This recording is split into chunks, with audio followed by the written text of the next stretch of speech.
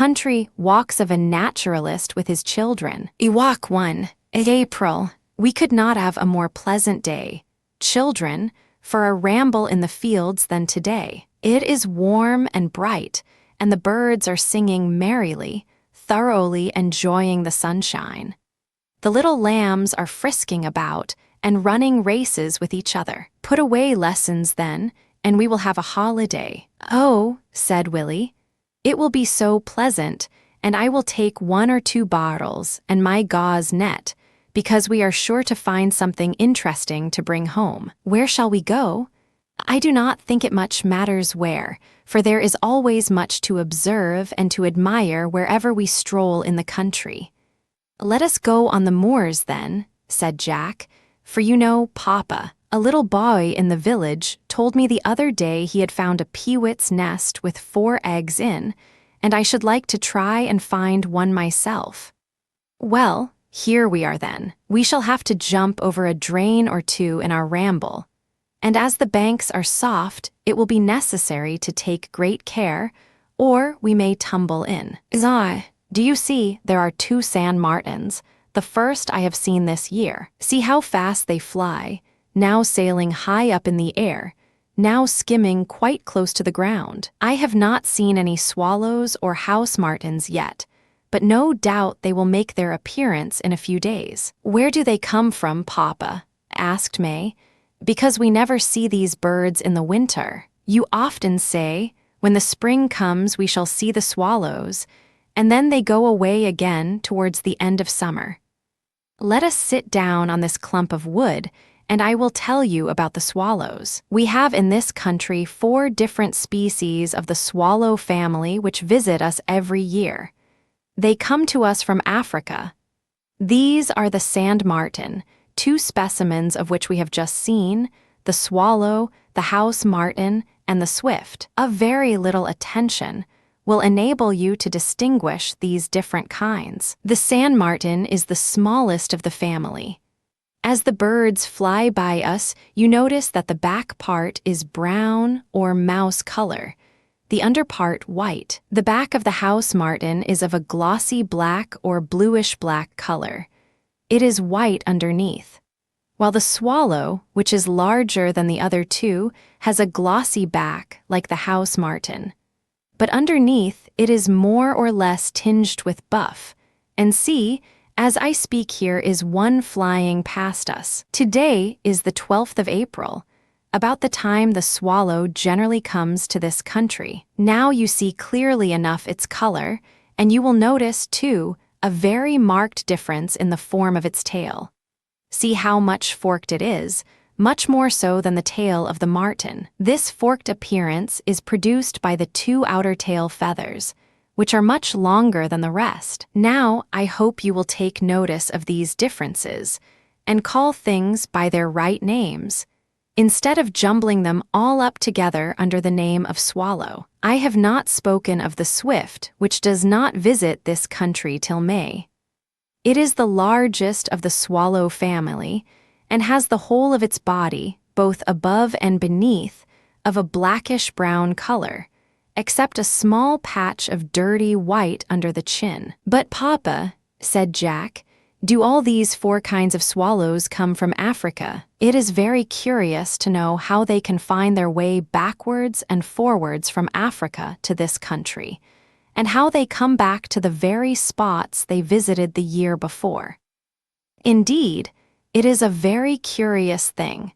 Nevertheless, experiments have been made to show that these birds return every year to the same localities. Many years ago, Dr. Jenner procured several swifts from a farmhouse in Gloucestershire, and marked them by cutting off 2 claws from the foot of 12 of them. Next year, their hiding places were examined in the evening, when the birds had gone to roost, when Dr. Jenner found many of the birds he had marked by cutting off the 2 claws. For 2 or 3 consecutive years, he examined their nesting places, and always found some of his marked birds. At the end of 7 years, a cat brought a swift into the farmer's kitchen, and this was one of those which Dr. Jenner had marked. Now, Willie, I will ask you a question in geography. The swallow family visits this country from Africa. What sea, then, must the birds fly across? The Mediterranean, Papa.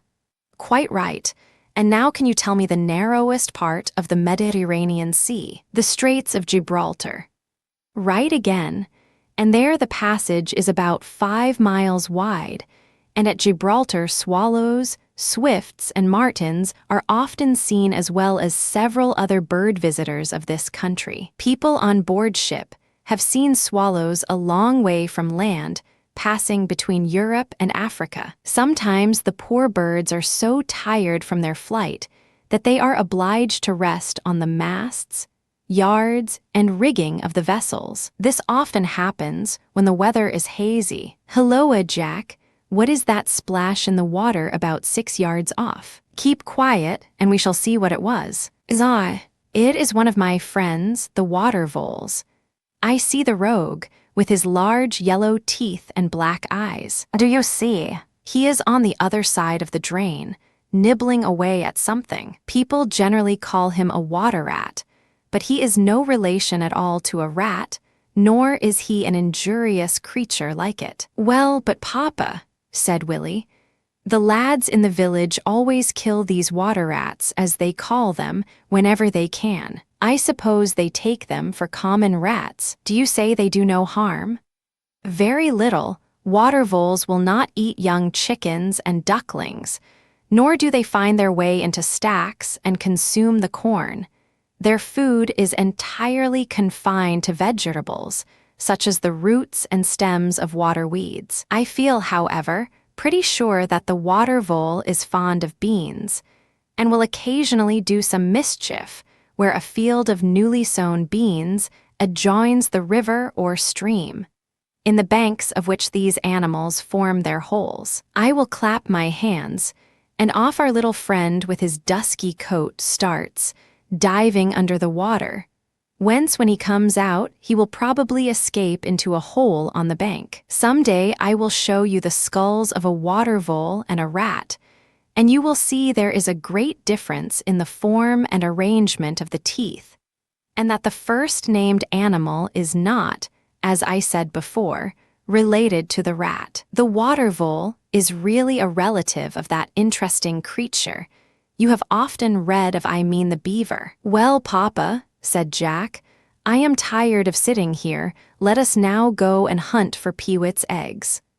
All right, Jack, and if you find any you shall each have one for your breakfast in the morning. When hard-boiled and cold, a peewit's egg is a very delicious thing, though I think the peewits are such valuable birds, and do so much good, that I should not like to take many of their eggs. We had better separate from each other, so as to have a better chance of finding a nest. Soon we hear a shout from Willie, whose sharp eyes had discovered a nest with 4 eggs in it. So off we all scamper to him. See how the old bird screams and flaps, and how near she comes to us. She knows we have found her eggs, and wishes to lure us away from the spot. So she pretends she has been wounded, and tries to make us follow after her. Now, Jack, run and catch her. Hi. There they go. I will back the peewit against the boy. So you have given up the chase, have you? Well, rest again and take breath. The peewit, as you saw, makes scarcely any nest, merely a hollow in the ground, with perhaps a few dried grasses. The peculiar instinct of the peewit in misleading people as to the whereabouts of its eggs, or young ones, is very curious. A very observant naturalist says, as soon as anyone appears in the fields where the nest is, the bird runs quietly and rapidly in a stooping posture to some distance from it, and then rises with loud cries and appearance of alarm, as if her nest was immediately below the spot she rose from. When the young ones are hatched, too, the place to look for them is not where the parent birds are screaming and fluttering about, but at some little distance from it. As soon as you actually come to the spot where their young are, the old birds alight on the ground 100 yards or so from you, watching your movements. If, however, you pick up one of the young ones, both male and female immediately throw off all disguise and come wheeling and screaming around your head, as if about to fly in your face. Peewits are certainly bold birds when their young ones are in danger. Mr. Charles sent. John says he has often seen the hooded crows hunting the fields frequented by the peewits, as regularly as a pointer, flying a few yards above the ground and searching for the eggs. The cunning crow always selects the time when the old birds are away on the shore. As soon as he is perceived, however, the peewits all combine in chasing him away. We are told that they will also attack any bird of prey that ventures near their breeding ground. They are quarrelsome, too, and the cock birds will fight with each other should they come into too close quarters. A cock bird one day attacked a wounded male bird which came near his nest. The pugnacious little fellow ran up to the intruder, and taking advantage of his weakness, jumped on him, and pecking at his head, dragged him along the ground as fiercely as a game cock. This was witnessed by Mr. St. John. I have often heard peewits uttering their peculiar noise, said Willie, quite late at night. What do they feed on? I should so much like to have a tame young one. The food of the peewits consists of insects, worms, snails, slugs, the larvae of various insects. I am certain they do much good to the farmer by destroying numerous insect pests. Oh, Papa, exclaimed May, do come here. What a splendid cluster of bright golden flowers is growing on the side of the drain. Yes, indeed it is a beautiful cluster. It is the marsh marigold and looks like a gigantic buttercup. It is sometimes in flower as early as March and continues to blossom for 3 months or more. Country people often call it the May flower, as being one of the flowers once used for May garlands. I dare say you have sometimes seen wreaths hanging on cottage doors. Some people have invented what I think very ugly names for this showy plant, such as horse blob, water blob. Beneath the shelving banks retreat the horse blob swells its golden ball.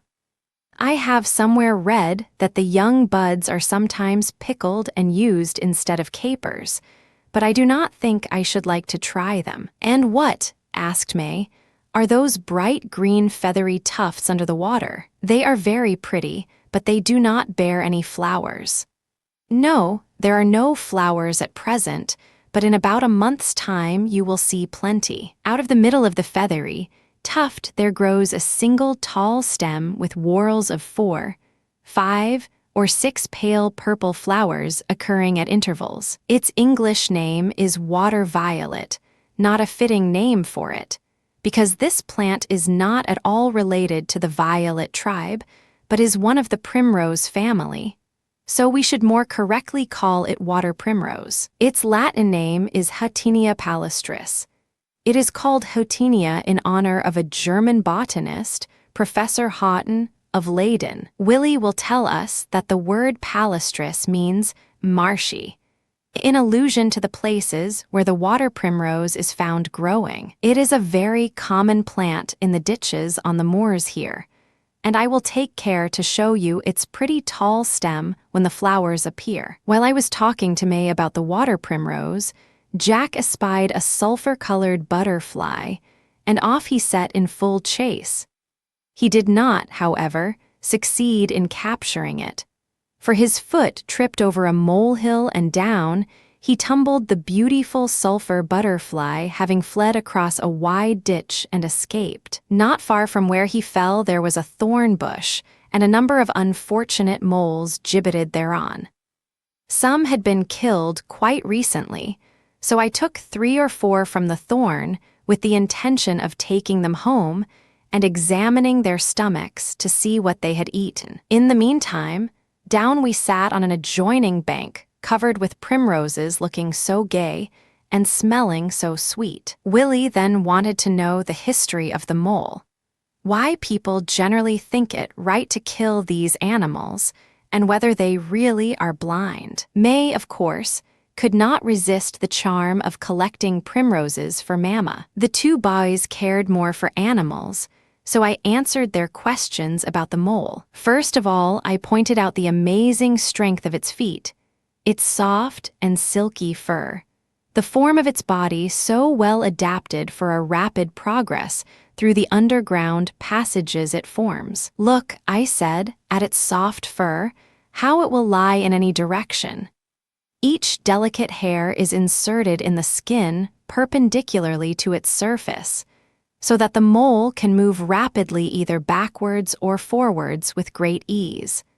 The fur, lying as readily in one direction as another, makes no difficulty to a backward retreat. If you look closely when I push away the fur with my finger and breath in the neighborhood of the eyes, you will see two tiny black specks. So we can hardly call the mole a blind animal. But as it lives for the most part underground, its power of vision must be small. The 4 feet do the work of the spade and potato fork combined. Its sense of smell is acute, and this, no doubt, aids the animal in the search of its food. The mole's sense of hearing is also very good. Well, but Papa, exclaimed Jack, a mole has got no ears, so how can it hear? There is no outward appearance of ears, it is true, but look. I blow away the fur, and now you see clearly a hole which is the beginning of the passage that leads to the internal ear. The ears of many animals are very admirably made and fitted for the purpose of receiving sounds. But you must not suppose that because some animals as moles, seals, whales, and sea have no outward appendages, they are destitute of ears and the power of hearing. But you must wait till you are a little older, and then I will explain to you the matter more fully. The little curiously shaped ear bones which are found in all mammalia are found also in the mole. And I have in my drawer at home a mole's ear bones which I dissected from the animal. But here comes, I do think, the mole catcher himself. Let us hear what he has to say. Good morning, Mr. Mole Catcher. Have you been setting any more traps today? I suppose those unfortunate fellows gibbeted on yonder thorn were caught by you. Well, yees, sir, he replied. I reckons as they were. I have stopped their play, I guess. But there's a plaguey lot more on them about, I'm a-thinking. What harm do you consider that moles do? I asked. Harm, maester. Why, Lord bless you, see them hummocks they throw up all about. The farmers dunna like them ugly heaps, I can assure you. Probably not. Still, if they were spread on the land, the soil would be as good as top dressing. Do you know what moles eat? Well, sir, I believes they eats worms. Yes, they feed principally on worms, but they also devour wireworms and other creatures which prey upon the farmer's crops. I think moles do more good than harm, and I have examined the stomachs of many, and I am of opinion that it is a mistake to kill them. Lor, sir, you be's a G-man that has seen the inside of a mole's stomach, has you? You may be a cliver sort of a mon, but moles be varmint. Thus saying, the old fellow wished us good morning and left us. Papa, said Willie, do not moles make very curious places under the ground in which they reside at times? I think I have somewhere seen pictures of these encampments. Yes, they do, but I only know of them from description and figures. The fortress is generally made under a hillock. It consists of many galleries connected with each other, and with a central chamber. You remember a young mole was brought to us last summer, and that we put it into a box with plenty of loose earth and some worms. We only kept it a day or two. One morning I found it dead. I suppose it had not enough to eat. The mole has an insatiable appetite, and according to the observations of some naturalists, it will devour birds. Mr. Bell says that even the weaker of its own species under particular circumstances are not exempted from this promiscuous ferocity. For if 2 moles be placed together in a box without a very plentiful supply of food, the weaker certainly falls a prey to the stronger. No thoroughbred bulldog keeps a firmer hold of the object of its attack than the mole. Mr. Jackson, a very intelligent mole catcher, says that, when a boy, his hand was so severely and firmly laid hold of by one that he was obliged to use his teeth in order to loosen its hold.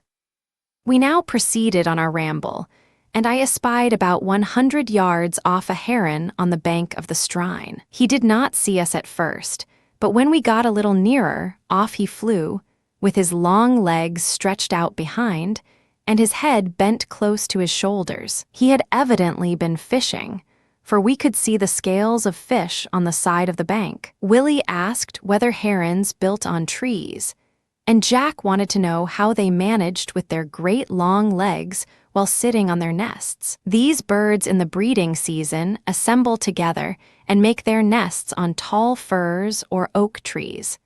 Sometimes they build on rocks near the seacoast. It is said, too, that they will occasionally build on the ground. The heron's nest is not unlike that of the rook, only larger and broader.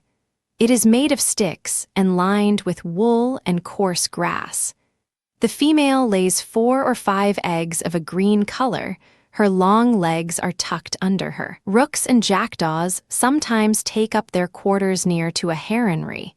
And do you know they steal their eggs, the rogues, and devour them? Both male and female herons take great care of their little ones and bring them food. Besides fish, the heron will eat frogs, rats, young ducks, and coots. Eels are great dainties, in the opinion of Mr. Heron, and sometimes an eel, after being pierced through the head by the sharp and strong bill of the heron, manages to wrap himself so tight round the bird's neck as to stop his breathing and cause his death. A good many years ago, herons were protected by the law. They were considered royal game, and their capture by the peregrine falcon was looked upon as very exciting sport. As we followed the bank of the stream out, flew a couple of kingfishers with straight and rapid flight. We distinctly heard the shrill note these birds utter. They flew about 200 yards and lighted on a rail near the water's edge. "Let us see if we can get a little nearer to them," I said, "and then sit down and see what they will do." "Papa," said May, "is not the kingfisher a very beautiful bird, and the most brightly colored of all British birds?" "Yes, it is.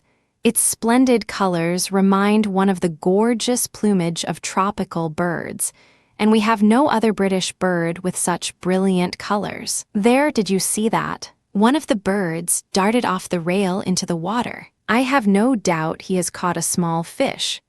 And now he has lighted on the same rail, and with my pocket telescope, I can see him throw his head up and swallow some dainty morsel. It is not at all an uncommon sight to see a kingfisher hover over the water after the manner of a kestrel hawk.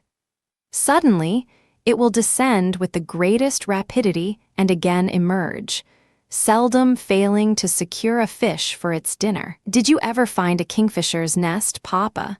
Willie inquired. "Yes, some years ago I found one in a hole in a bank.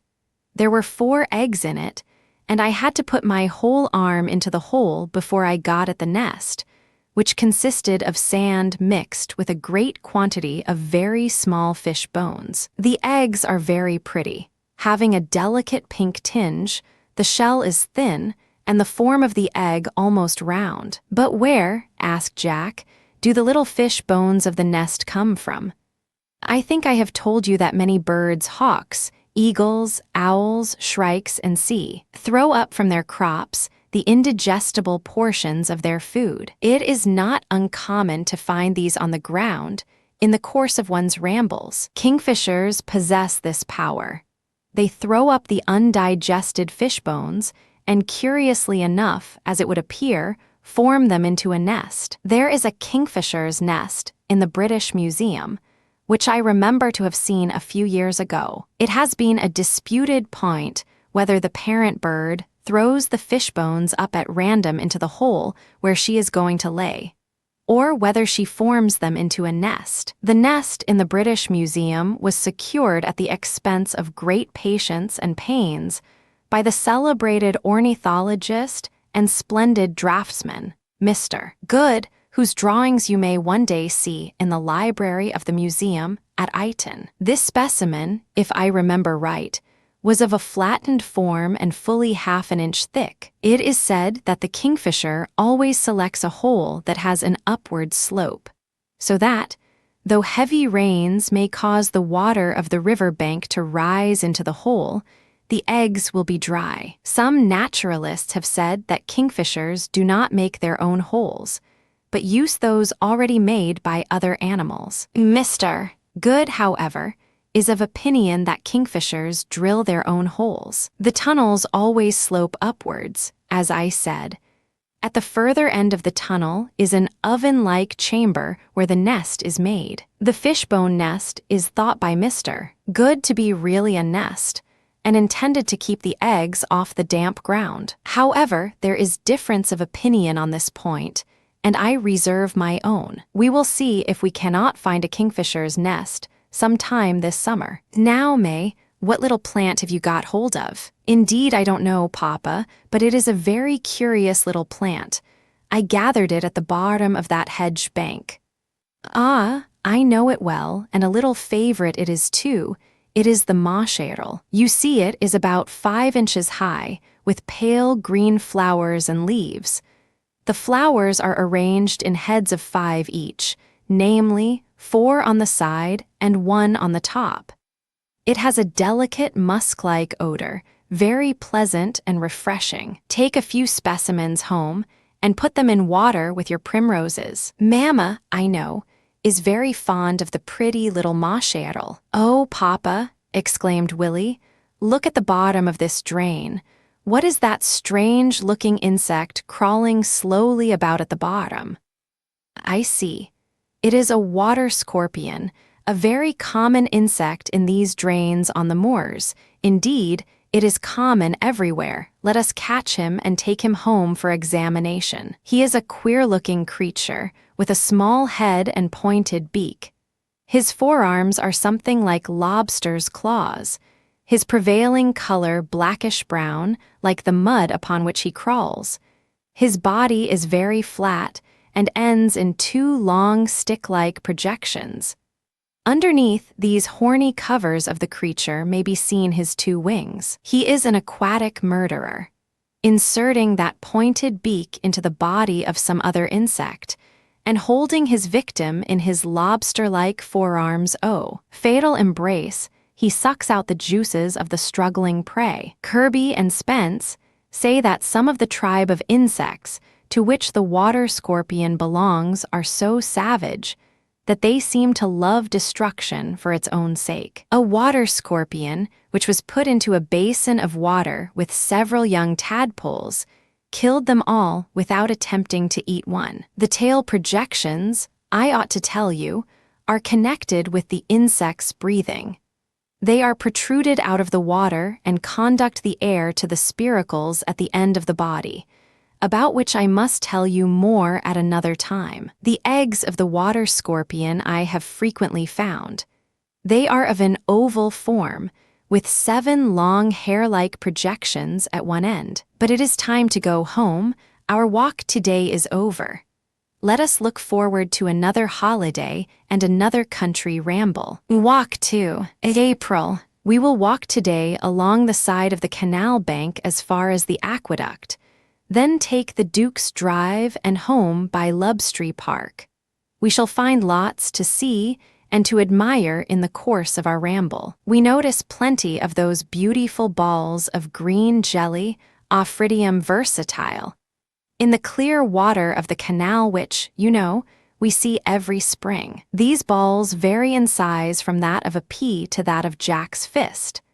They are, you see, generally attached to some waterweed, and consist of myriads of very minute creatures called infusoria, which are embedded in a mass of whitish jelly. These animals can detach themselves from the jelly and swim freely about. Of course, it requires a microscope to see the tiny green animalcules. If we examine a single specimen under a high power of the microscope, we shall see its shape, which, when fully extended, is long and cylindrical, having at one end a mouth surrounded, as is usually the case in the infusoria, by a circle of very fine hairs, or cilia, as they are called, from the Latin word cilium and eyelash. The mouth opens into a long, narrow channel, the creature's throat, which leads to its stomach. Towards the opposite extremity, the animal tapers, till it ends in an extremely long, fine, hair-like tail which is fixed in the jelly-like ball. When the little creature prefers to swim freely about in the water, it leaves its tail behind it. Unlike, in this respect, to little Bo Peep's sheep. These balls were once supposed to belong to the vegetable kingdom, but there is no doubt about their animal nature. Oh, Papa, what is that bird with a black head that flew from the side of the canal to the hedge? Said Willie. There, don't you see it? Yes, I see, my boy. It is the black-headed bunting or reed sparrow, common on the sides of rivers, canals, and ponds. The specimen you see on the hedge is a male bird. The females are a little smaller and have not black heads. See how beautifully contrasted are the deep black head and white collar on the neck. In the spring and summer, these birds may be frequently seen, male and female together. In winter, they associate with others of the finch tribe, forming large flocks. The nest is generally placed on the ground amongst the sedges and coarse grass. The eggs, which are 4 or 5 in number, are laid in May, and, I believe, a second brood sometimes is produced in July. The nests of the reed bunting are difficult to find. At least, I have seldom been successful. You know how cunning the peewit is in trying to lead people away from its nest or young ones. Well, some observers have remarked the same thing in the case of the reed bunting. One writer says, "Walking last spring amongst some rushes growing near a river, my attention was arrested by observing a black-headed bunting shuffling through the rushes and trailing along the ground, as if one of her legs or wings was broken. I followed her to see the result, and she, having led me to some considerable distance, took wing, no doubt much rejoiced on return to find her stratagems had been successful in preserving her young brood." "Ha, ha," interrupted Jack. "The gentleman was nicely deceived then."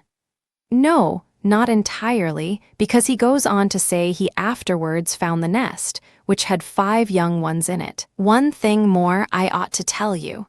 Not to confuse the reed bunting with the reed warbler, a very different bird, which very probably we may notice in today's ramble. We now had another look into the canal, and saw numerous little whirligig beetles, performing their merry-go-rounds on the top of the water. With what amazing rapidity they skim along, to be sure, some diving beneath the surface, some resting on a water leaf. If we catch one in our net and examine it more closely, we shall see that, in form, it is like a miniature boat. It seems surprising that these little whirligigs, whirlwigs, or shiners, as they are called, should perform their rounds so closely together, without sometimes coming into collision. If you will look ever so long a time, you will not see one animated boat-run foul of another. Just think of a couple of 100 skaters on a small piece of ice playing at crow's stick. Oh, would they not be constantly knocking one another over? Now look at Mr. Whirligig's eyes. You see each is separated into 2 parts by a division. The one is on the upper part of the head and looks towards the sky. The other is on the under part of the head and looks into the water. Now let us all keep quite still. The whirligigs rest. Now let us move. Just look. They see our motions, and off they start on their merry-go-rounds. It was with this upper part of the eye they saw us. Should some sly fish, from below the surface of the water, make a rush at one, The beetle sees the enemy with his under eye and avoids him. What have you caught now, Jack? Fish him out, whatever it is. Oh, a freshwater mussel, and a very fine specimen, too. There are plenty of these fellows in the canal all the way from here to Newport. Are they good to eat, Papa? Asked Willie. I never tried one, but from having often dissected specimens, I should say they were as tough as the sole of a boot. I never heard of anyone eating them. These mollusks carry their eggs, myriads in number, within their gills. The young, at the time they are ejected, are very curious little animals with triangular shells, and oddly enough, they will fasten upon the fins or tails of fish, on which they will stick for some time, but how long I do not know. This particular mollusk is known by the name of swan mussel. The young fry are sent into the water in April and May. There is another kind of freshwater mussel in rivers and streams called the pearl mussel, pearls being occasionally found in them. I had one of these pearls once given me by a lad, taken from a river in the Isle of Man. I took it to a jeweler in Liverpool who valued it at a guinea. Your Uncle Arthur, to whom I gave it, had it set in gold as a pin. I wish, said May, who had listened to this part of the story with great attention. I wish pearl mussels would live in the canal. It would be so nice to get the pearls out of them. Very few mussels are found to contain the pearls. Perhaps you might have to open many hundreds before you found a single pearl, and I should not like to cause the death of so many harmless animals for the sake of a single pearl. Here is another swan mussel, and just look, Papa, said Jack. Some other shells are fastened on it. So there are. It is a lot of the curious and pretty little zebra mussel. How prettily they are marked with zigzag stripes of reddish-brown, especially the young specimens. The name of mussel is better suited to these mollusks than to the large kinds upon which the zebras are often attached, because, like the salt water mussel you have often seen at New Brighton, they have the power of spinning. What is called a byssus, here, you see, is the substance I mean by which they fasten themselves to shells, or to stones, roots, and other things. There flies one of those pretty little birds, the long-tailed titmouse. It is common enough, certainly, but I never fail to notice several upon the hedges and poplar trees of the Duke's Drive. There are several members of the titmouse family found in Great Britain. Let me count them. First we have the great tit, then the little blue tit, the long-tailed tit, the coal tit, the marsh, the crested, and the bearded tit. How many does that make? 7, but the crested tit is very uncommon, and the bearded tit does not occur in Shropshire. The other 5 are quite common, and we shall, I dare say, be able to see all in the course of today's walk. The long-tailed tit, so called on account of the great length of the tail feathers, is a very active, lively little bird. Indeed, activity and liveliness belong to all the tit family. See how the little fellow flits from branch to branch, seldom remaining long on one spot. It is a very small bird, almost the smallest British bird we have. Of course, I am thinking of the tit's body and not taking into account its tail. The skin is remarkably tender and thin as tissue paper. Like all the titmice, the long-tailed tit feeds on insects and their larvae. I do not remember to have heard or seen this species tapping the bark of a tree with its beak, as the great and the blue tit are frequently in the habit of doing, but most probably they do the same. What do they tap for, Papa? Asked May. I suppose for the purpose of frightening the tiny insects, which lurk under the bark, from their hiding places, when they quickly snap them up with their sharply pointed bills and devour them. Is not this the tit which the people about here call a barrel tit, and which makes a very beautiful nest? Asked Willie. Yes, the nest is indeed a very pretty object, and one that you would never, I think, confuse with the nest of any other bird. The outside is formed of that white-colored lichen, so pretty and so common, and moss. And if you were to put your finger, May, into the inside, which is full of the softest feathers, you would say it was as nice as your own muff. The nest is oval, with a hole at the side. I believe that sometimes 2 holes exist, but I have never seen 2 in a nest. The eggs are very small, and are white with a few lilac spots. As many as a dozen or more are sometimes found in a nest. The little blue tit, which has just fled across our path, is a very pretty active bird and common everywhere, in lanes, woods, and gardens. The blue tit makes its nest in a wall or a hole in a tree, and lays about 9 or 10 pretty little spotted eggs. How often I remember, when I was a boy, to have been bitten rather sharply by this little bird into whose nest I had placed my hand. I can fancy I hear the snake-like hissing which the blue tit utters when some rude hand invades its home. Its food consists of various kinds of insects and insect larvae, which it finds on the bark of trees and in fruit buds. I think it does much good by destroying numbers of injurious insects, though gardeners and others destroy this bird, because they say it harms the fruit buds. Look at that little sprightly fellow, how restless he is. In what curious attitudes he puts himself on yonder branch. Hark! You hear him tapping quite distinctly. Besides insects, blue tit does not object to make a meal of dead mice or rats. Mr. Isn't. John tells us that a blue tomtit once took up his abode in the drawing room, having been first attracted there by the house flies which crawl on the window. These he was most active in searching for and catching, inserting his little bill into every corner and crevice, and detecting every fly which had escaped the brush of the housemaid. He soon became more bold and came down to pick up crumbs which the children placed for him on the table, looking up into Mr. Isn't. John's face without the least apparent fear. Boys sometimes call the little blue tit Billy Biter, no doubt from personal experience of the sharpness of Mr. Tit's beak. The great tit which we can see under the yew tree in our garden, almost any hour of the day, is very common in the neighborhood, and I dare say if we look well about us during our walk, we shall see some today. Oh, Papa, exclaimed Willie, there are some birds on the towing path of the canal about 60 yards off. They seem to be breaking something with their beaks by knocking it against the ground. Just look.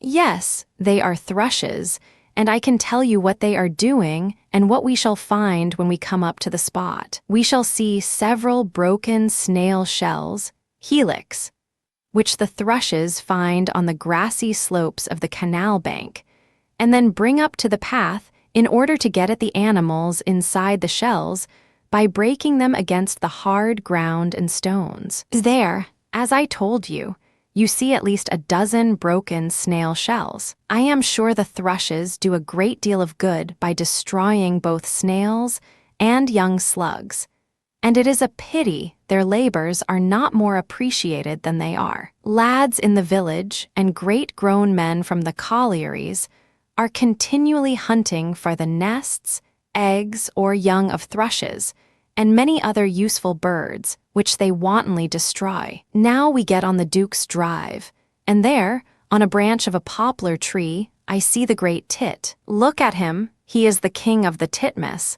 and he seems to know it. He is a restless fellow, like tits in general. Look at his black head and breast, white cheeks and greenish back. Now, by one of his hooked claws, he hangs suspended from a branch. Now again he is clinging by both legs. See how busy he is, examining the leaves and bark in search for insects. But Major Tit is a bit of a tyrant sometimes, and uses that sharp, short, straight bill of his with deadly effect upon some of his feathered companions, on whose heads he beats repeated blows till he cracks the skulls and eats the brains. The marsh tit and the coal tit are pretty common in this neighborhood.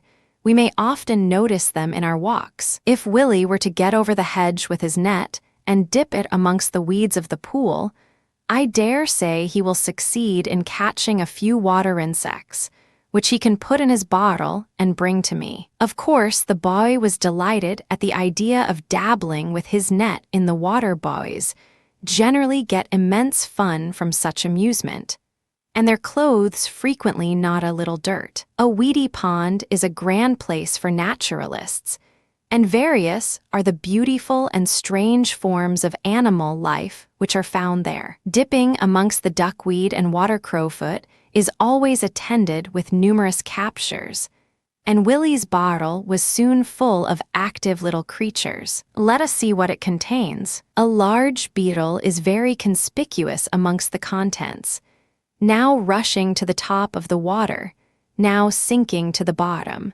scattering far and wide the tiny water fleas and other little creatures by the strong and rapid movements of his swimming legs. This is the great water beetle. We will sit down on this clump of poplar tree by the side of the road and take the beetle out and examine him. We must take care he does not bite our fingers as we hold him, for his jaws are powerful and sharp. Mr. Didicus, for that is his learned name from a Greek word, which means fond of diving, is one of the most voracious of water insects. But let us first examine his form. You see, it is well adapted for the kind of life the beetle leads. Look at that long oar-shaped pair of feet, what a broad fringe of hairs besets them, how admirably fitted they are for swimming. The wing covers are smooth and glossy, without any furrows. By this, I know the specimen to be a male, for the wing covers of the female are furrowed. The structure of the forefeet is very curious. You observe its under portion forms a broad circular shield, covered with a number of sucking cups, 2 or 3 being much larger than the rest. By means of these sucking cups, the beetle can attach itself securely to any object it wishes. The wings are large and strong, and situated, as in all the beetle tribe, under the horny wing covers. I will put this bit of stick near his mouth.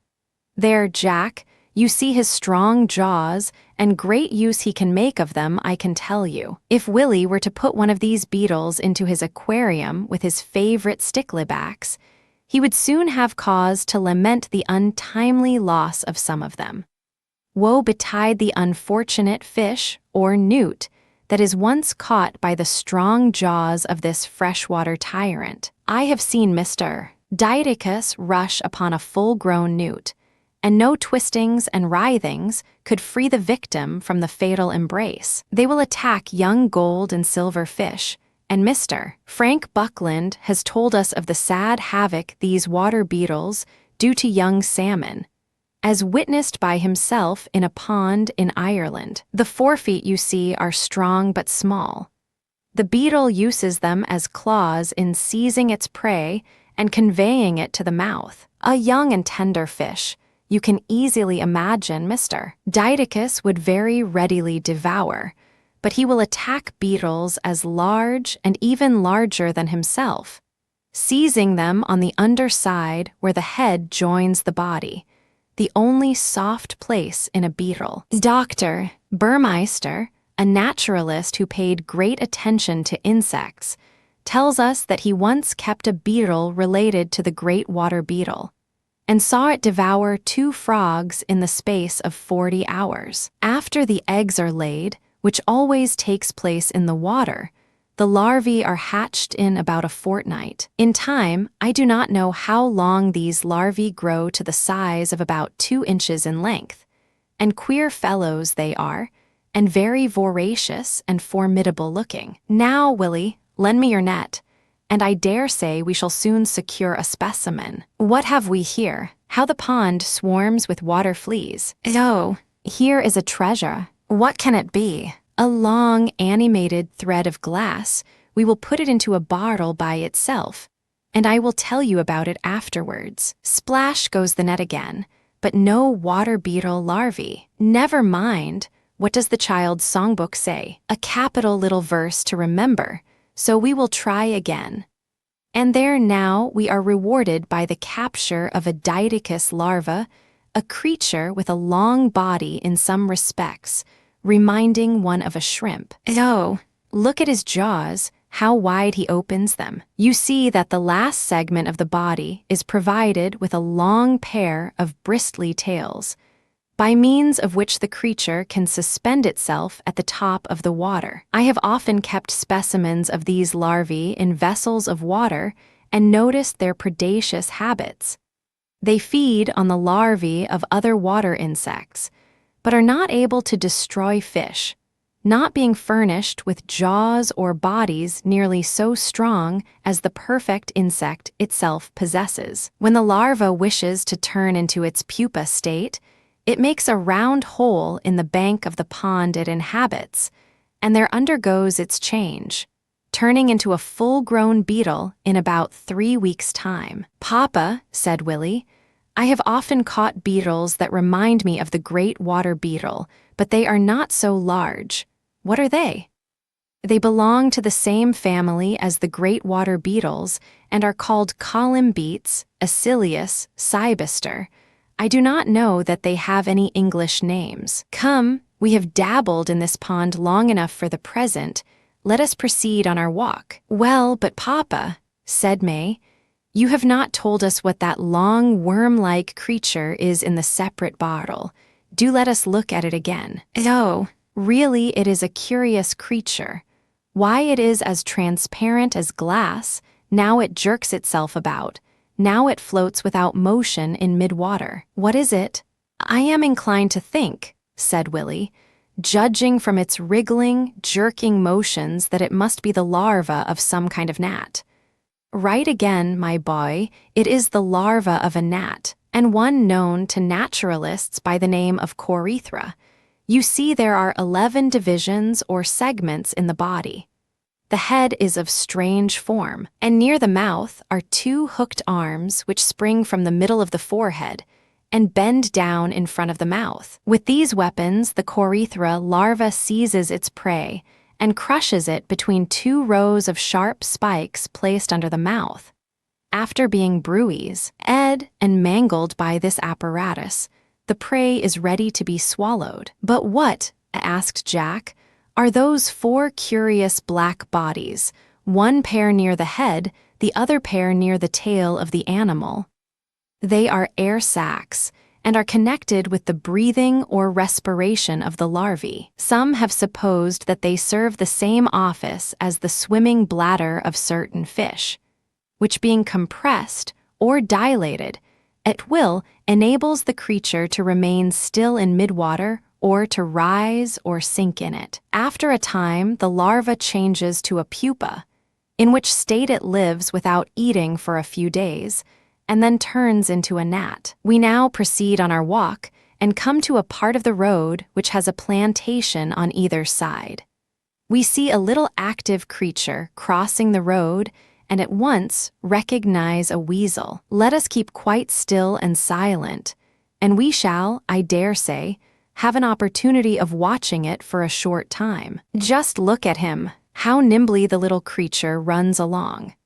Now he stops and raises his head as if listening for something, now off he starts again.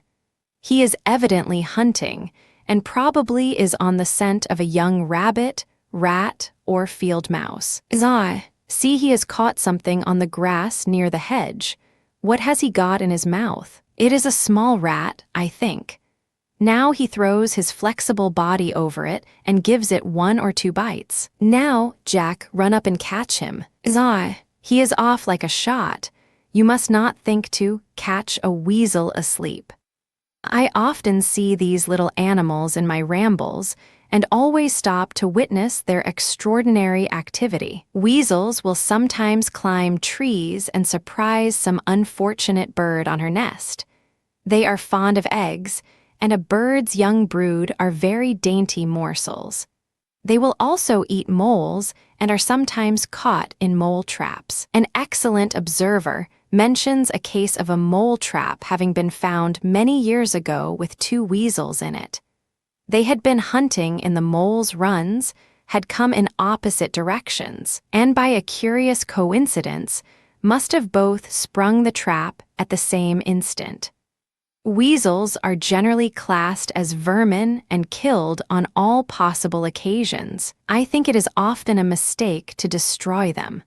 No doubt they will occasionally catch a young rabbit or a leveret or suck a few partridges' eggs, but the common food of the weasel consists of such small animals as mice, moles, rats, small birds. In wheat or other grain ricks, they ought to be encouraged, as they enter them for the sake of the rats and mice they find there. I have been told by a friend that in some parts of Wales the farmers look upon the weasel as a friend, in consideration of the destruction it causes to mice and rats. A gentleman living near Corwin killed a weasel, and expected to receive the thanks of the farmer on whose land it had been killed.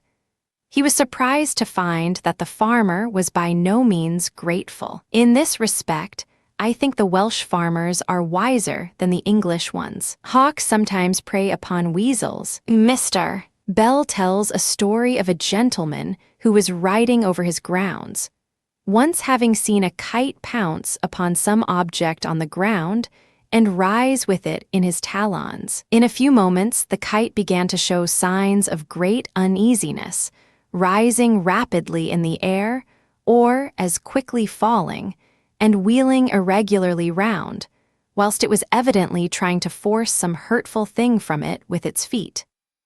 After a short but sharp contest, the kite fell suddenly to the ground, not far from where the gentleman was watching the proceeding. On riding up to the spot, pop goes the weasel, none the worse for his aerial journey, but the kite was dead, for the weasel had eaten a hole under the wing. The weasel makes its nest in a bank or in loosely constructed stone walls. 3 or 4 young ones are generally produced. Some years ago, I remember seeing a mother weasel and 3 young playing about on a bank. It was a most interesting sight. The weasel is much smaller than the stoat, and you can tell it at once by its tail, which is entirely red. That of the stoat has a black tip, but it is getting late, and we must hasten home. Walk 3. May. Today we will go and hunt for sticklebacks' nests. As it is calm, I think we shall have very little trouble in finding a few. A calm day should always be chosen, because to find the nests of these little fish, it is necessary to have very sharp eyes, and to look very closely, and you know if there is much wind the water is ruffled, and then it is not easy to see objects in it. Let us start off, then, with bait can, canvas net, and 2 or 3 large-mouthed bottles, to that small, clear, shallow pond in Mr. Jervis's field, and see if we can bring home a few fish and eggs. It will be great fun, said Willie, and when we have caught the little fish we will bring them home and put them in my aquarium. There are 3 species of sticklebacks found in this country, the 3-spined, the 10-spined, and the 15-spined. This last inhabits salt water. All 3 build nests and show great care for their little brood. The nests of the 3-spined species are those most generally known, though I dare say, if we search carefully in the drains on the moors, we shall be successful in finding a nest of the 10-spined fellow, or tinker, as he is sometimes called. Here we are at the pond. How clear it is, and how beautifully green are the few patches of starwort in the water. As the grass is quite dry, we can all sit down so as to get our eyes as near to the water as possible. Never mind a few crawling ants, May.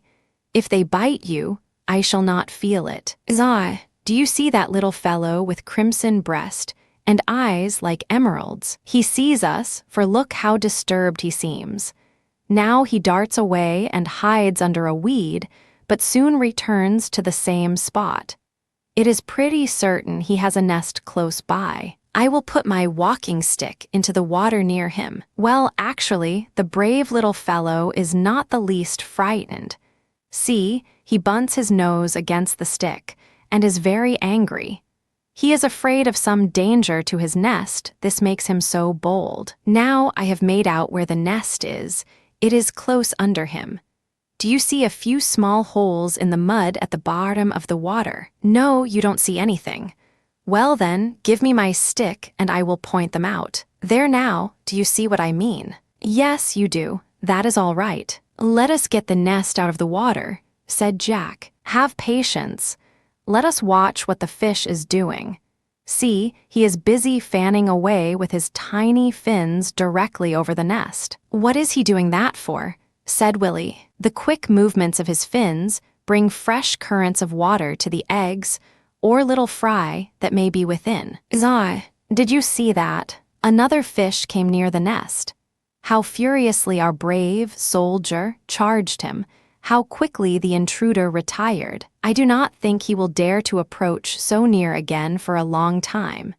For those sharp spines on the underside of the soldier are like a couple of bayonets and can inflict serious wounds. Let us leave this nest for a time and try to find some more. Now that you have once seen a nest, you will not have much difficulty in finding others. Willie soon found another nest. Just look, he said. There are a lot of the tiniest little things close to the nest. Yes, indeed, so there are. The eggs have hatched, and these are the little fry. There is Father Stickles quite proud of his numerous family, and quite ready to fight for them should any enemy be rash enough to intrude. For you must know that sticklebacks, like many other fish, do not object to eat the young fry of their neighbors. And if the parent there, it is the male only that is the protector, were to be removed, a hungry pack of other sticklebacks would crowd around and maw. Key sad havoc amongst that happy little family. I remember some years ago having once taken a father stickleback away from his nest, and after putting him in my collecting bottle, I sat down to watch the result. Soon an invading army of other sticklebacks approached and attacked the nest for the purpose of getting at the clusters of eggs it contained. They pulled it about sadly, till I began to be sorry for what I had done. I returned the captive parent to the water. At first, he hardly knew where he was and seemed confused, the result, no doubt, of his confinement in the bottle. But he was not long in coming to himself. He remembered his nest and the treasures it contained. He saw that devastating army all around it, and, summoning all his courage, the soldier parent began an attack, now rushing at one and now at another enemy, till he was left alone on the battlefield, having thus gained, single-handed, a glorious victory indeed. Well, we will take this one home, with nest and eggs it contains. You see the nest is a mass of tangled grass roots and other weeds. Now that it is out of the water, it is a shapeless mass. However, here is a cluster of pinkish eggs, and if you look closely, you will see two little specks in each egg, so that the fish is being formed, for these are the little things' eyes. You can see, too, the tiny things jerking their tails about every now and then. It is most interesting to watch the care the parent takes of his little ones when hatched. Some few years ago, I put a male stickleback in a basin of water in charge of his nest. When the young ones were hatched, it was most curious to notice his anxiety for their welfare. Of course, young sticklebacks, like young children, are of an inquisitive turn of mind, and apt to play truant too occasionally. But should some little fellow wander too far from the nest, Father Stickles hurries after him, takes the little truant in his mouth, and spits him out right over the nest. This I repeatedly witnessed myself, and I have no doubt you will be able to see the same thing yourselves. Are not sticklebacks quarrelsome little fish? Asked Willie. Yes, they are very fond of fighting, and they are so bold that they do not fear any enemy, whatever his size. I once kept a small pike, about 10 inches long, in an aquarium, into which I also introduced 5 or 6 sticklebacks. I suppose the pike did not much like the look of the prickles or spines, for he did not eat the fish. Once I saw him make the attempt, but after getting Master Stickles into his mouth, he quickly threw him out again, not relishing, I suppose, the sauce piquante of the spines. The sticklebacks were really masters. They tormented Mr. Pike dreadfully. First one would take a bite at his tail, and then another, till the tail had a woeful expression indeed. So I turned the pike into a pool of water, and I dare say the retail business has long ere this been completed. "Are there any other kinds of fish," asked Willie, "that make nests and take care of their young ones like the 3 species of sticklebacks?" "Yes, there are several kinds of fish which do so, but no other British freshwater kinds, I believe. There is the saltwater lumpsucker, a fish of strange form and brilliant color. You know the pickled specimen in my study whose young soon after birth fix themselves to the sides and on the back of their male parent, who sails, thus loaded, away to deeper and more safe retreats. There are the long pipe fishes, the males of which possess each a singular pouch on the tail. In this, the eggs of the female are deposited and matured. The young ones occasionally leave their strange abode, and after swimming about for a time return to it again, reminding us in this respect of the kangaroos and opossums amongst mammalia. There are also fish which inhabit the rivers of Demerara, which make nests, and show great attachment to their young ones, and I dare say several other fish will be found to do the same. Oh, Papa, do look here. As I was turning over this bit of flat tile, I saw in the water I found a creature something like a leech, and on raising it up, I saw what looks like a quantity of the animal's eggs, and she seems to be sitting upon them as a hen upon her eggs." "All right, Jack. Let me look. I dare say it is one of the snail leeches." "Yes, to be sure it is, and here are the eggs which the creature carefully covers with her body, and upon which she will sit till the young ones are formed. The small brood, sometimes 150 or more in number, then attach themselves to the under surface of the parent, and are carried about wherever she goes. There are various species of this interesting family. All are inhabitants of fresh water. Some incubate or sit upon their eggs, others carry them about in a hollow formed by the contraction of the sides. They have a long tubular proboscis, by means of which they suck out the juices of pond snails and other water creatures. These snail leeches move along in the same way as the common horse leech and the medicinal leech, namely, by fixing the head part onto the surface of some substance in the water, and then drawing the hinder part up to it. They then extend the head portion and fix it upon another spot, again drawing up the other extremity. But the leeches, properly so called, have all red blood. That of the snail leeches is colorless. Is the leech used to bleed people when they are ill ever found in the ponds of this country?" asked Willie. "I believe it is rarely met with nowadays. Most of the leeches used in medicine are imported from Spain, Hungary, the south of France, and Algeria. Many millions are brought every year to this country. The medicinal leech was, however, once pretty common in the lakes and pools of the north of England. The poet Wordsworth introduces us to an old leech gatherer, lamenting the scarcity of the animals in the following lines. He with a smile did then his words repeat, and said that gathering leeches far and wide he travelled, stirring thus about his feet the waters of the pool where they abide. Once I could meet with them on every side, but they have dwindled long by slow decay. Yet still I persevere and find them where I may." This sonnet was written in 1807, and when we consider the immense numbers used in medicine, and the utter neglect of leech culture in this country, we shall cease to wonder that native leeches are very scarce. It is said that 4 only of the principal dealers in London import, Every year, more than 7 million leeches. The annual demand in France was estimated in 1846 to be from 20 to 30 millions.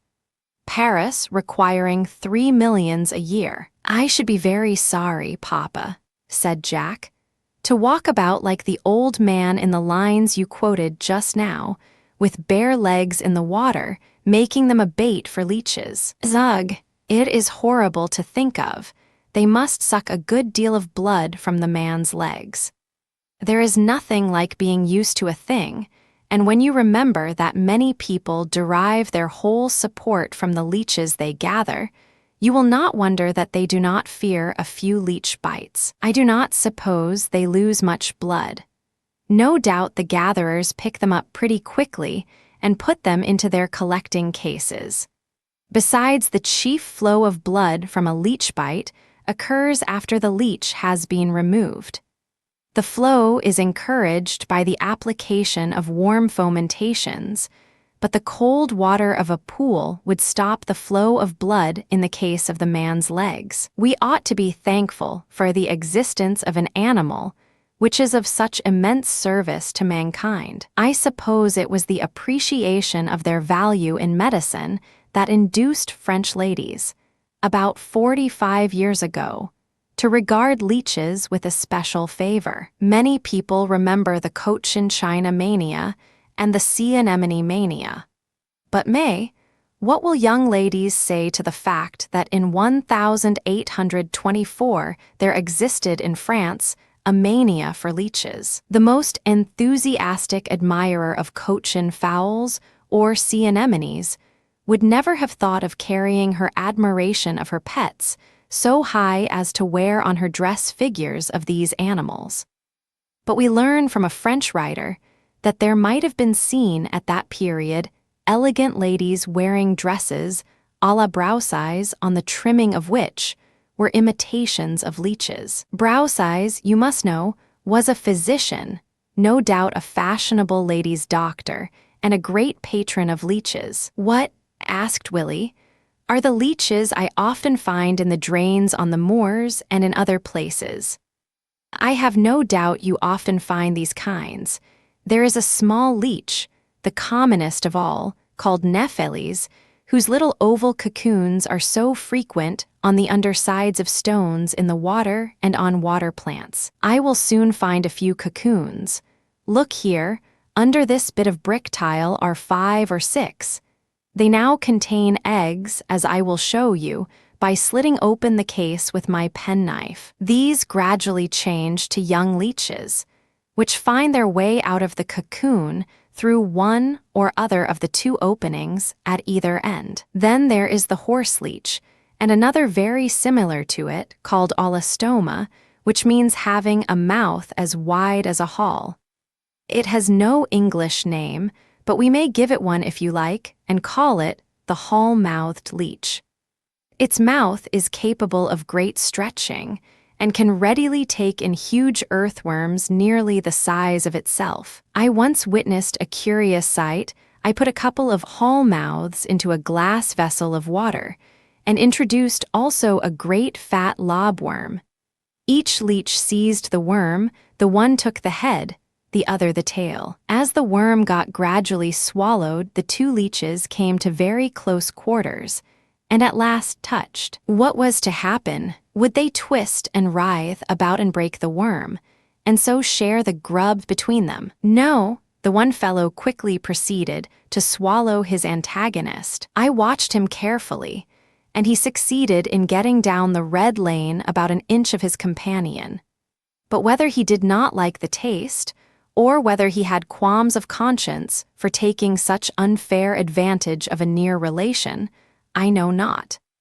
After a few minutes, the partly swallowed leech made his appearance again, apparently none the worse for his temporary sojourn in the throat of his companion. This leech may be seen sometimes on damp earth in search of its favorite earthworms. I should mention also that another worm-devouring leech has lately been found in this country. It is known by the name of trochata, called after a French naturalist, Du Troquet, who first described it. I dare say, if we look carefully, we shall find it in this neighborhood. All these leeches lay cocoons in which the young are developed. Let us leave the pool and take our little fish with us, taking care not to shake the can more than we can help. We are now in the fields. The grass is beautifully green after the late rain. Look at that crab tree in the hedge. Did you ever see such a magnificent mass of blossom? The hawthorn hedges are loaded with May buds. What a show of May there will be in a fortnight's time. Let us gather a sprig of crab blossom and a few bits of May bud, and see if we cannot gather a pretty handful of wild flowers for May to take home to Mama. Here are a few cowslips with their drooping golden bells and delicious scent. I am afraid we shall not find enough to make a cowslip ball. Here is cuckoo flower, which, as old Gerard says, doth flower in April and May, when the cuckoo doth begin her pleasant notes without stammering. Old Gerard, by the way, ought to have said his pleasant notes, for it is the male bird alone that cries cuckoo. Its flowers are of a delicate pale purple when at the height of its beauty. They become nearly white when on the wane. Lady's smock is another name for this harbinger of spring. Shakespeare speaks of it. The daisies pied and violets blue, and lady smocks all silver white. Here is blue speedwell and the delicately penciled stitchwort with its pure snow-white blossoms and delicate green leaves. It is a lovely spring flower, and very common amongst the grass of every hedgerow. We will pluck a few bits. How brittle the stem is! What curious ideas our ancestors must have had. Fancy calling this plant all bones. Its name, stitchwort, no doubt alludes to the plant's supposed virtue in cases of stitches in the side. The following lines of Calder Campbell on spring flowers I am sure you will think very pretty. The buds are green on the linden tree, and flowers are bursting on the lea. There is the daisy, so prim and white, with its golden eye and its fringes bright. And here is the golden buttercup, like a miser's chest with the gold heaped up. And the stitchwort with its pearly star, seen on the hedge bank from afar. And there is the primrose, sweet though wan, and the cowslip dear to the ortolan, that sucks its morning draught of dew from the drooping curls of the harebell blue. Here is more mayflow, or marsh marigold. Let us take some.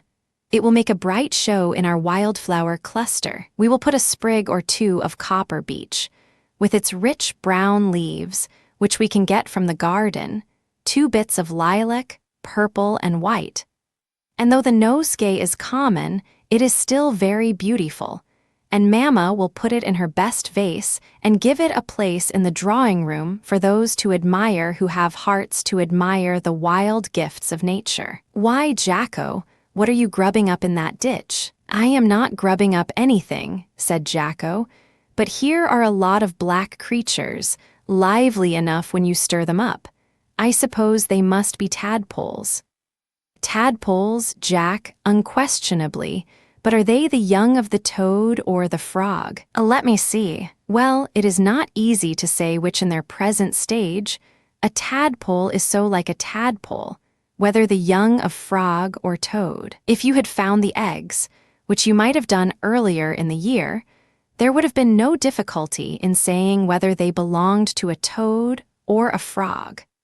For the toad lays its black eggs embedded in a long, clear, jelly-like line, whereas the frog's eggs are embedded in a shapeless mass of jelly. Look at some of these little black fellows, as black as niggers. There is a delicate fringe on each side of the head. These are the creature's gills and answer the same purpose as the gills in a fish. The blood circulates through them and is made fresh and pure by the action of the air contained in the water. In this state, the tadpole is more of a fish than a reptile. In a short time, however, these gills will be lost, and then the tadpole can no longer breathe the air of the water, but must come to the surface to take in air from the atmosphere. By and by, we should see two small tubercles appear near the root of the tail. These are the first indications of hind legs. Meanwhile, the forelegs are budding forth, and in time would assume their distinct forms. The changes of the tadpole, when it is a fish, to a frog, when it becomes a reptile, are most curious and instructive. If you have never seen the circulation of blood in a tadpole's tail, you have something to look forward to, and I will promise to show it you someday under the microscope. What kind of frog, Willie asked, do they eat in France? Because you know the French eat frogs. The frog which the French eat is a different species from our common frog, though I dare say our common frog would be quite as good. The edible frog has been several times found in this country, and Mr. Eiton says that during the time a detachment of the French were prisoners at Wellington, they were highly delighted to find their old friend the edible frog in the wild moors here. I have never myself seen any other than the common frog in this neighborhood. You may think a frog would make a curious sort of pet, but a gentleman once kept a frog for several years quite domesticated. It made its appearance in an underground kitchen at Kingston, on the banks of the Thames. The servants, wonderful to say, showed him kindness and gave him food. One would rather have expected that they would have uttered loud shrieks of terror and fainted away at the unexpected sight. Curiously enough, during the winter seasons, when frogs as a rule are lying asleep at the bottom of a pool, this frog used to come out of his hole and seek a snug place near the kitchen fire, where he would continue to bask and enjoy himself till the servants retired to rest. And more curious still, this frog got remarkably fond of a favorite old cat, and used to nestle under the warm fur of Mrs. Pussy, she in the meantime showing she did not in the least object to Mr. Frog's presence. Both frogs and toads do a great deal of good by destroying quantities of slugs and injurious insects. They are, moreover, perfectly harmless. Some ignorant people, who love to destroy everything, insist on killing frogs and toads. They say they eat the strawberries in their gardens. Did you ever examine a frog's or a toad's tongue, Willie? You never did. Then I hope the next frog you catch you will carefully open his mouth, treat him as if you loved him, as honest Isaac Walton says, and give me some short account of the structure of a frog's tongue. It's all right, Papa, said Willie. I will bear the matter in mind. It makes me laugh, though, to think of my examining a frog's tongue. Still, I wonder what it is like, and I wish I could at once catch a frog to see. But we are now again near home, and I must wait for another walk. Illustration Walk 4. Mamma, Papa, said Willie, you once told me of a very beautiful little creature, almost too small to be seen by the naked eye, that lives in water, and builds its house out of the small particles of clay or mud that float therein. The bricks are not of the shape of house bricks, but quite round. Do you not think we can find some of these animals in the course of today's walk? I forget the name of the creature. I know what you mean. You are speaking of a microscopic animal called Melicerta. Oh, yes, that is its name. Now I remember. I have no doubt we shall be able to obtain specimens from the canal, so we will walk along the bank for a short distance and then get into the fields again. We must take with us a clear, wide-mouthed bottle, and we shall soon see whether we have captured any specimens. These exquisite little creatures attach themselves to the leaves and stems of water plants. They are most readily seen on the finely cut leaves of the water buttercup or spiked milfoil. The way to proceed is to place a tuft of this plant in the bottle and to hold it up to the light, and we shall soon see whether any Melicertae are there. Here is plenty of water buttercup, a very interesting plant by the by, and one which is subject to much variation. For when it grows in swiftly flowing water, all the leaves are very long and hair-like, but in still water there are flattened leaves as well, and the hair-like leaves are not nearly so long. You see it is now in flower. A beautiful white mass it forms in small still ponds. Well, but Papa, said May, the flowers are white, and I thought all buttercups were yellow.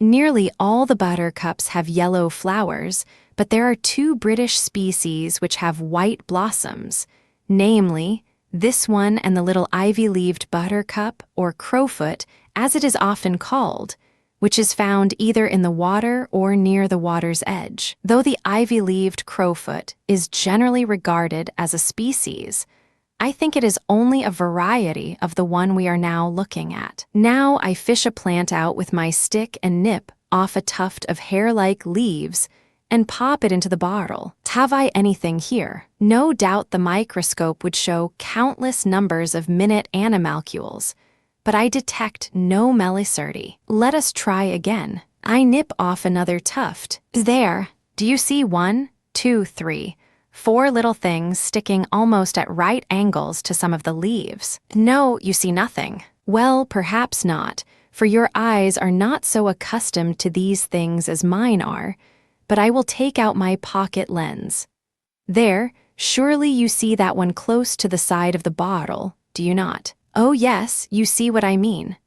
Well, that is the case or house of a melicerta, which animal I will describe to you, and when we get home we will look at it under the microscope. The case is about the 12th part of an inch long and about the thickness of a horsehair, and of a reddish color generally, though the color depends on the nature of the material out of which the case is made. Let us sit down and put the bottle on this large stone, and I dare say some of the creatures will soon show their heads at the top of the tubes, for they are all indoors now. The disturbance caused in breaking off the bit of weed and putting it in the bottle has alarmed the melicerte, and very quickly they sunk within their houses of clay. Now I see one fellow slowly appearing at the top, after the manner of a chimney sweeper, but certainly in a much more elegant form. There, it has unfolded 4 flower-like expansions, of which the uppermost are much the largest. The animal shows only the upper part of its body, and I can see with my pocket lens that it is somewhat transparent and whitish, but my lens has not sufficient magnifying power to reveal more. So I must tell you what I have seen of melicerta under my compound microscope. Each of these 4 leaf-like lobes or expansions is surrounded with very minute hairs, which can move with great rapidity in all directions. These you will remember are called cilia, from the resemblance to eyelashes, for which cilia is the Latin word. The motion caused by these numerous cilia lashing the water brings currents containing particles of food for the melicerta and materials for his house. Mr. Melicerta is at once brickmaker, mason, and architect, and fabricates as pretty a tower as it is easy to conceive. The mouth is situated between the 2 large leaflets and leads to a narrow throat, in which are the curious jaws and teeth of the animal. Below the jaws are the stomach and intestine, so you see the melicerta, though so minute a creature, has a complex structure. You said, Papa, remarked May, that the little creature makes its own tube. How does it do that? Upon the upper part of the head there is a small hollow cup, which is lined with cilia, and probably also secretes some sticky fluid to make the pellets of clay adhere together. The particles of clay and mud, having been brought to the space between the leaflets by the action of the cilia, are conveyed to this little cup-shaped cavity, and are then worked about by the cilia within, till a round pellet is formed which completely fits the cavity. The little creature then bends itself down upon the tube and deposits the pellet upon it. Then it raises itself up again and proceeds to form another brick, its jaws working all the time. I wonder, said Jack, how the little creature manages to set apart and put in its proper place the particles required for food and those required for brick making. It would be funny if it sometimes made a mistake and put the clay in its stomach and the food in the brick machine. It is curious, indeed, to know how the materials are put in the proper place. I suppose the Melicerta has the power to change the direction of the currents and thus to place the particles in their proper place. By rubbing a little paint, such as carmine or indigo, in some water and placing a drop upon the glass slide with the Melicerta, these currents may be readily seen. And I have more than once seen rows of colored bricks, red or blue, which the animal molded and then deposited on the tube. We will take the bottle home, and if you have patience, I doubt not I shall be able to show you a good deal of what I have been describing. But you must have patience, for, as an excellent naturalist has said, the Melicerta is an awkward object to undertake to show to our friends, for, as they knock at the door, she is apt to turn sulky. And when once in this mood, it is impossible to say when her fair form will reappear. At times, the head is wagged about in all directions with considerable vehemence, playing singular antics, and distorting her lobes so as to exhibit a Punch and Judy profile. Hark! What is that bird singing so sweetly, and with such animation in the hedge? Do you hear? It is the dear little sedge warbler. Often, indeed, heard, but not so often seen, for it is fond of hiding itself in bushes or sedges. The sedge warbler, like the migratory warblers generally, comes to us in April and leaves us in September. How often have I listened with delight to its music, when returning home quite late at night in summer months. If the bird stops its music for a few moments, you have only to throw a stone among the bushes, and the singing commences again. I am not clever in describing musical sounds, and I cannot describe that of the sedge warbler, nor can I always distinguish it from the song of its near relative, the reed warbler. Both imitate the songs of other birds, and their incessant warblings and babblings at night cause them to be often mistaken for nightingales. I have generally found the nest of the sedge warbler on the ground, on a tuft of coarse grass or sedge. The nest of the reed warbler is supported on 4 or 5 tall reeds, and is made of the seed branches of the reeds and long grass wound round and round.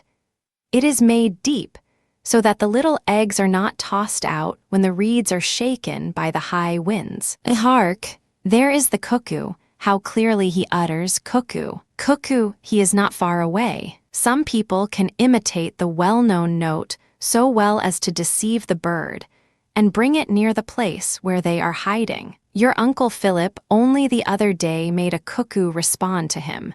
Had the day been calm instead of windy, he would, no doubt, have induced the bird to come close to us. There he goes with his long tail, flying something like a hawk. You should remember the rhyming lines about the cuckoo's visit to this country. In April, come he will. In May, he sings all day. In June, he alters his tune. In July, he prepares to fly. Come August, go he must. I think you said, Papa, said May, that it is only the male bird that utters the cuckoo note. What kind of a voice has the female? I have never heard the note of the female cuckoo. Mr. Jennings says, the note of the female cuckoo is so unlike that of the male, which is familiar to everyone, that persons are sometimes with difficulty persuaded that it proceeds from that bird. It is a kind of chattering cry, consisting of a few notes uttered fast in succession, but remarkably clear and liquid. Very curious are the habits of the cuckoo. Unlike most other birds, they do not pair. You all know, too, that cuckoos make no nests, but lay their eggs one by one in the nests of various other birds, such as those of the hedge warbler or hedge sparrow, as it is generally but wrongly called, robin, white throat, and other birds. It is probable that the same cuckoo does not go twice to the same nest to deposit her egg. What a curious exception is the case of the cuckoo to the instinctive love of their offspring observable in almost all birds. After the eggs are laid, the parent bird has no further trouble with them. No period of incubation to bear the breast of the brooding bird. No anxiety about her young ones, as some idle, wanton lad hunts amongst the trees and bushes, destroys both nest and eggs, or tortures the helpless fledglings. "But, Papa," said Willie, "how does it happen that the young birds hatched in the same nest with the young cuckoo always get turned out of it?" The cuckoo, being much the larger and heavier bird, fills up the greater part of the nest. Consequently, the smaller fledgling companions get placed on the sides of the nest, and partially also on the back of the young cuckoo. When, therefore, the latter stands up in the nest, he often lifts up on his back one of the small companions, who thus gets thrown headlong to the ground. This seems to me to be the mode in which the ejection sometimes takes place, till at last the young cuckoo is left sole possessor of the nest, and of course gets all the food. At the same time, I ought to say that some naturalists attribute a murderous disposition to the young cuckoo, and say that the other inmates of the nest are maliciously thrown out. Others, again, say that the foster birds throw their own young ones out. It is certain that the young are sometimes treated thus, for they have been seen on the ground when the young cuckoo was too small to eject them itself. But why do not cuckoos make nests and sit on their eggs like other birds? Said Jack. Such a question is more easily asked than answered. Nevertheless, I hope you will always try to discover reasons for things. It is now, writes a celebrated naturalist, commonly admitted that the more immediate and final cause of the cuckoo's instinct is that she lays her eggs, not daily, but at intervals of 2 or 3 days. So that if she were to make her own nest and sit on her own eggs, those first laid would have to be left for some time unincubated, or there would be eggs and young birds of different ages in the same nest. If this were the case, the process of laying and hatching might be inconveniently long, more especially as she has to migrate at a very early period, and the first hatched young would probably have to be fed by the male alone. The cuckoos come to this country about the middle of April. The male birds arrive before the females. Whether this arrangement is ungallant conduct on the part of the gentlemen birds, who prefer to come alone, or whether, just when the gentleman cuckoo is ready and almost impatient for a start, her ladyship has all at once discovered some important matter that ought to be finished before leaving the country, some adjustment of her dress, some tiresome feather that will ruffle itself up in spite of every effort to keep it smooth, I know not, but the fact remains that my lord and lady cuckoo do not travel together. Let us suppose that both sexes have arrived in this country. We will say about the 23rd of April. It is natural they want a little time to look about them. At any rate, no egg is ready for being sat upon till some weeks after the arrival of the birds, say the 15th of May. The eggs require 14 days setting before they are hatched. This brings the date to the 29th of May. The young ones will require 3 weeks in the nest and constant feeding all the time. We now arrive at about the 20th of June, when the young ones would be ready to leave the nest, but they want 5 weeks more feeding by the parents after they leave the nest, before they are able to provide for themselves. This would bring the date to about the 25th of July, when there is hardly a parent bird in the country. They have left for other parts of the world. "Oh, but Papa," said Willie, "you said in the lines you told us to remember, 'In July he prepares to fly. Come August, go he must.' And now you say the cuckoos leave before the end of July. I think you must have made a mistake somehow. I am glad that you have found out the error, if it is one. Old rhymes are not always to be trusted, but I suspect that the couplet, "Come August, go he must," means to imply that the cuckoo does never really stay so late with us. I must not, however, forget to tell you that it is the old parent birds that leave us early. Young birds remain till September, and even October, but they have not by that time acquired the cuckoo note. If you ask why cannot the old cuckoos stay with us a little longer, and then all go away together as a family party, young and old, in September instead of being in such a hurry, I have only to say that it is the fashion amongst cuckoos, and of course cuckoos, like certain other animals, must be in the fashion. This is Dr. Jenner's explanation of the peculiar habits of the cuckoo in respect of its eggs. I am not prepared to say whether or not it is sufficient to explain them. The cuckoo's egg is very small when compared with the size of the bird. It is of a pale gray tinged with red. But how does the cuckoo's egg get into some of the nests? Asked Willie. For some of the nests in which the cuckoo's egg is found are too small to allow the cuckoo herself to enter to lay her egg. You are quite right. I believe it has been proved that the cuckoo lays her egg on the ground and carries it in her bill into other birds' nests. "Oh, Papa," said Jack, "what is this curious plant that grows so abundantly on the grass here? I know it well by sight, but do not know its name." "It is a spike of horsetail. See how the stem is marked with lines, and how curiously jointed it is, and quite hollow except where the joints occur. The fruit is borne at the top of the plant. See, as I shake it, what a quantity of dust comes from it. This dust is the fruit, or spores as they are called.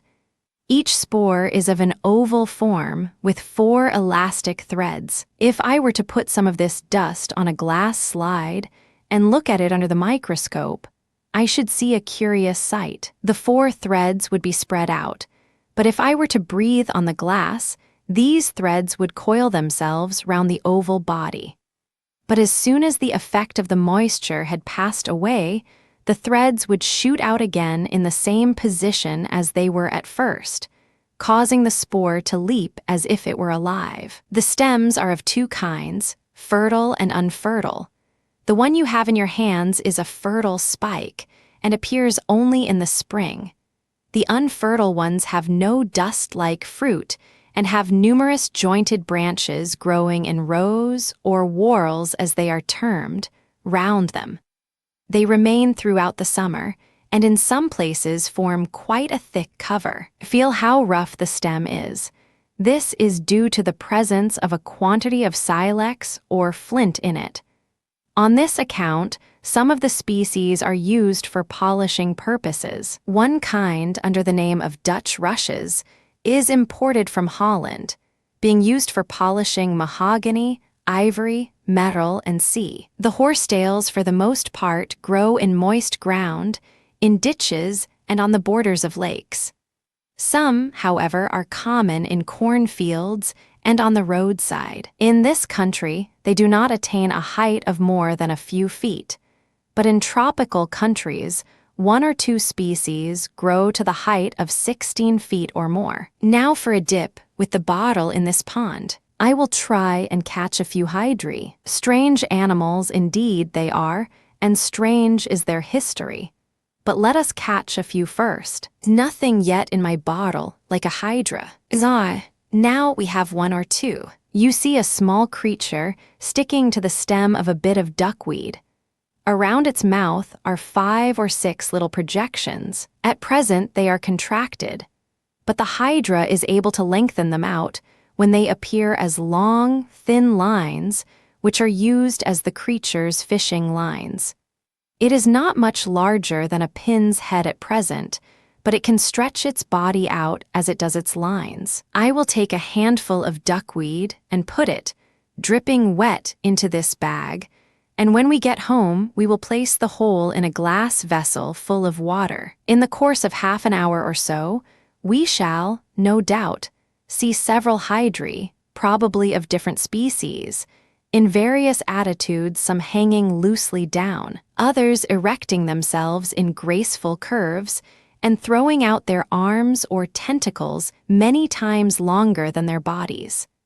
Others shooting up their arms right above their heads, others contracted, looking like miniature dabs of jelly, others attached head and tail to the side of the glass, others floating on the surface of the water, their tail ends sticking out and serving to keep them from sinking, some of a beautiful grass-green color, others light brown or flesh color, others almost white, others red. These creatures may be cut into several parts, yet each part will grow again into a perfect animal.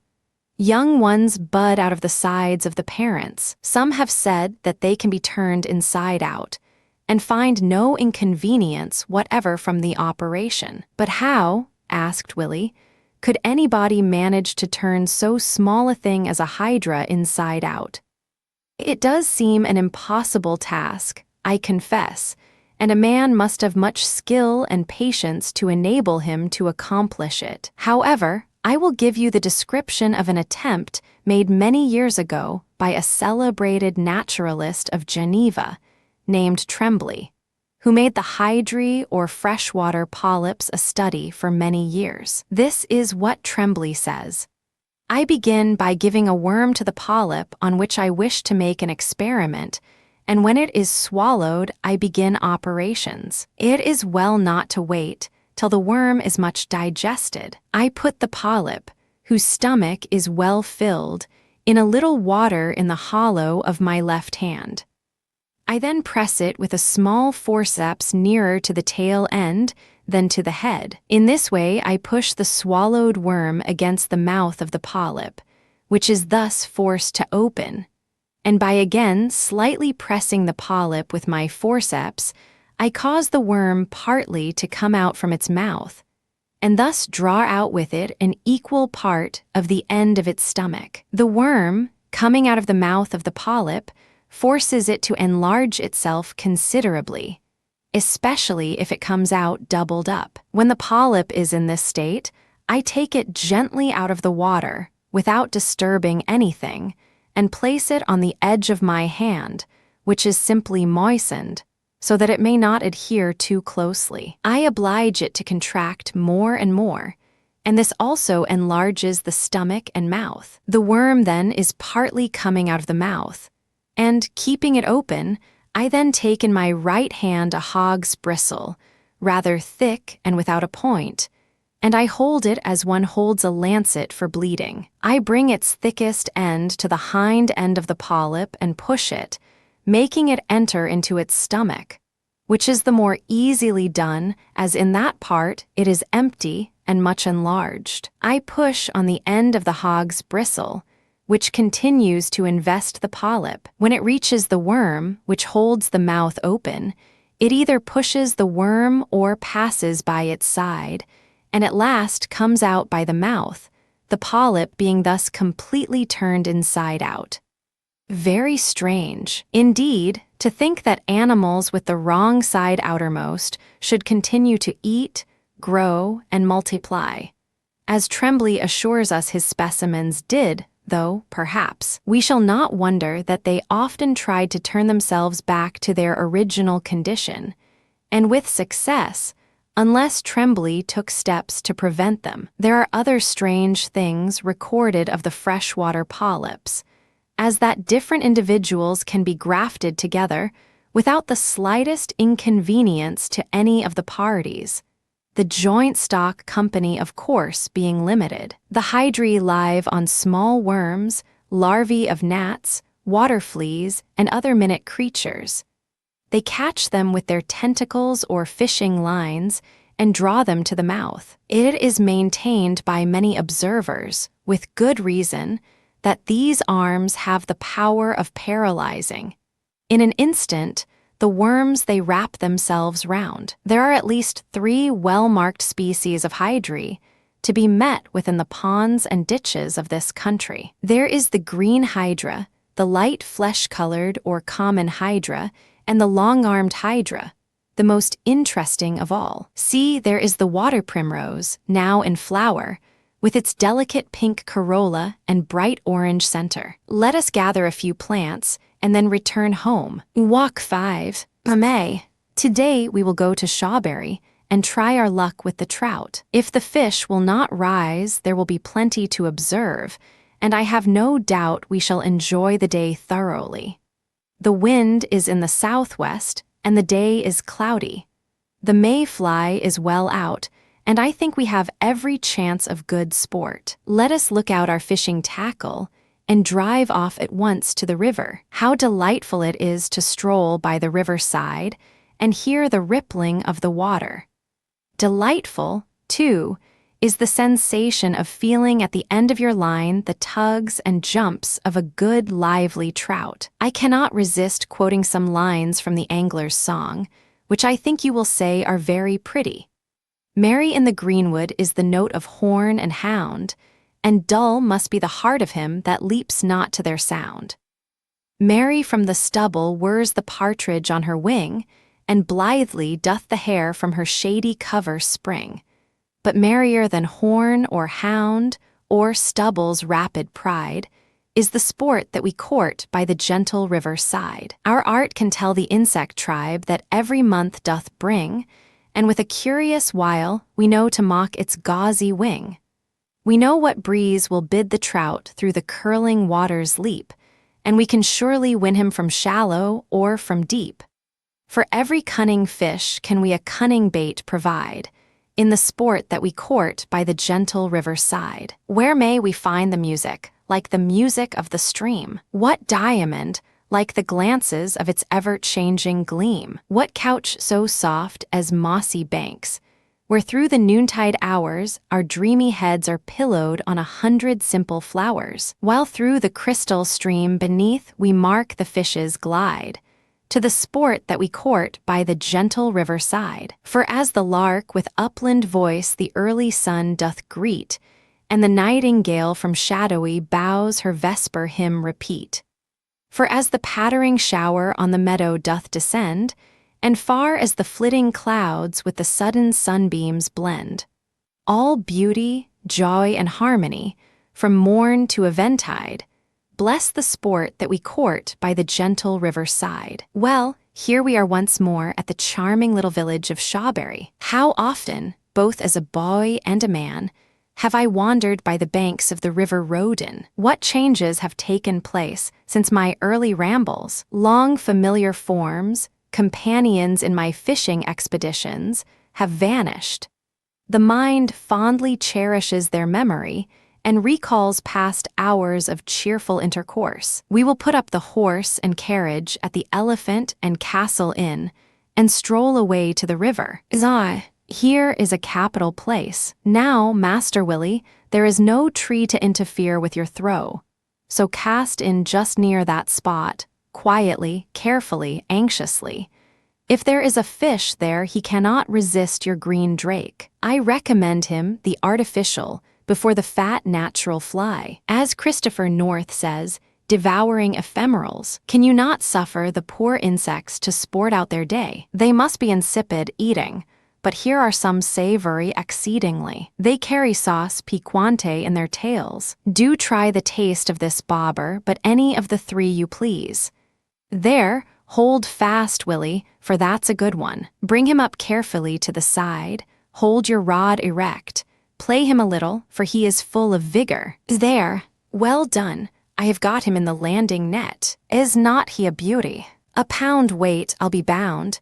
And what condition? His flesh will be almost as pink as that of a salmon. Further downstream, I managed to take a fish in very different condition. I took him where the river was rather muddy and flowed very slowly. Just look at him, with a body lean and dark-colored, and an enormous head for so slender a body. Oh, but Papa, said Willie, what are these curious creatures crawling over him? Do look. I know them well. Anglers call them trout lice. I will scrape off a specimen and put him in the bottle. Now look at him. The body is nearly round and almost transparent. Color rather green, It has 4 pairs of swimming feet, each pair beset with a fringe of hairs, a pair of foot jaws, a small half-cleft tail, and a pair of fleshy circular suckers just in front of the foot jaws, by means of which the little creature is able to attach itself, as a parasite, upon various fish. It is a graceful little creature, and, as you see, can swim with great activity in the water. Now it swims in a straight line, now it suddenly turns quickly round and turns over and over. It is known to naturalists under the name of Argulis foliaceus. I do not think it has any English name. It is found on many kinds of fish, and generally in greater abundance upon individuals that are in an unhealthy state, though these parasites often attach themselves to fish in good condition. The mouth is furnished with a long, sharp sucking tube, by means of which the animal can pierce the skin of the fish it lives upon and suck up the juices. We will take a few home, and I will show you the different parts of the creature under the microscope. Let us now sit down and rest for an hour and eat our lunch. The fish do not rise as freely as they did. Perhaps later on they will be in the humor again. But what do I see sticking to the sides of that rail across the river? I must go and see. Well, really this is an interesting thing. An immense mass of flies, a few alive, but the greater number quite dead. And look, a quantity of white eggs underneath them. Let us examine a fly. It is of a brown or tawny color, and has rather long, diverging, colorless wings marked with irregular brown spots. Why, there must be thousands of dead flies covering these eggs. What an odd idea. Presently up comes Mr. Collins from the farm near the bank of the stream. "Oh, sir, I know those flies quite well. They are oak flies, Leptes scalopacea." "Certainly not," I replied, though they do somewhat resemble them in color and appearance. But the farmer stoutly asserted he was right, and I did not think it worth while discussing the matter further with him. Mr. Collins is a good fly fisherman, and fly fishermen, unless they are naturalists, are generally very positive. How often have I tried to teach anglers that the mayfly does not come from a caddie's worm? How often have I failed? Well, the 2-winged fly I have just found in such thousands, with their dead bodies brooding over this mass of eggs, is known to entomologists by the name of Atharix ibis. The females are gregarious and, as we have seen, attach their eggs to rails, boughs, or other objects overhanging streams. Each female, having laid her eggs, remains there and dies. Shortly after comes another and does the same, and so on till immense clusters are formed. The larva, when hatched, falls into the water, its future residence. It is said to have a forked tail about 1/3 the length of its body, and to have the power of raising itself in the water by an incessant undulating motion in a vertical plane. I am not, however, acquainted with either larva or pupa, but hope to become so this summer. "It is very curious, Papa," said Jack, "that the flies, after they have laid their eggs, should die there. Why do not they fly away? Do any other animals do the same?"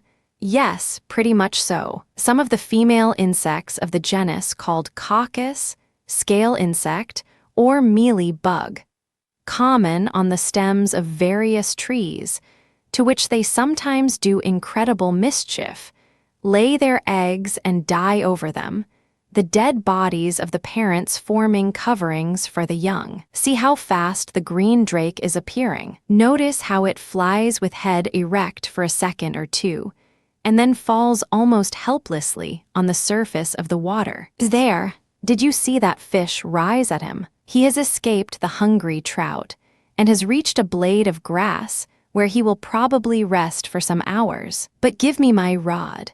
Perhaps the same trout will rise at my artificial fly. There, that throw was exactly over the spot. No, he won't have it. I'll try again and again. No, objects to sauce piquante, I suppose. Well, I will tempt him again in an hour's time or so. The water is smooth here and free from rapids.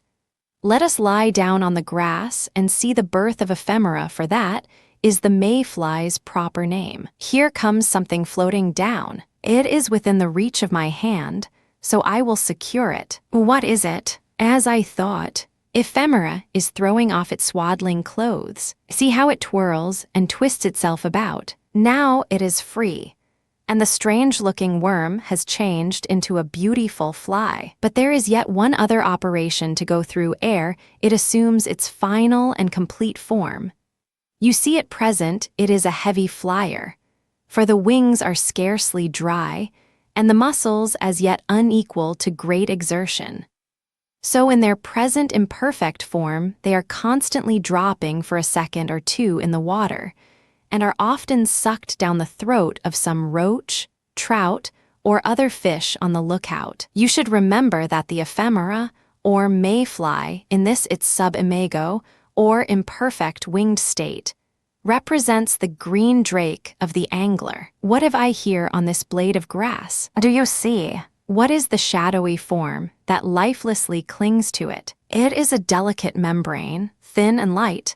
See, I blow it away. You saw the split in the back, through which the former tenant left the abode. It is the cast-off skin of the green drake, now metamorphosed into a creature more active than harlequin or columbine, the male into a dark brown insect, with gauze-like wings, the female into a beautiful creature, with body marbled white and brown, and able to fly well and strongly, now high in the air, now sailing along close to the surface of the water, ever and anon dipping gently into it for the purpose of laying her eggs. The small oval eggs sink down to the bottom and attach themselves to the weeds and stones that are found there. The flight of the male ephemera is different.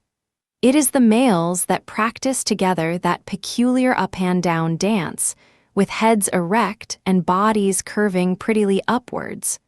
Of course, you can understand how countless multitudes fall victims to fish and bird, for dainty morsels they are. These flies, though voracious feeders both in the larval and nymphal state, never eat at all after they have assumed their perfect form. Indeed, they have no true mouth, only an imperfect or rudimentary one, and you would never find a particle of food in their stomachs, which are always more or less full of air bubbles, which, no doubt, assist in buoying up the insect and thus save the expenditure of muscular power. I'll catch one of those dancing males and press him quickly in the middle. There, a crack he goes, for the little air bubbles in the stomach have burst by the pressure of my finger and thumb. Abundant as are the mayflies at the latter end of May and the beginning of June in this country.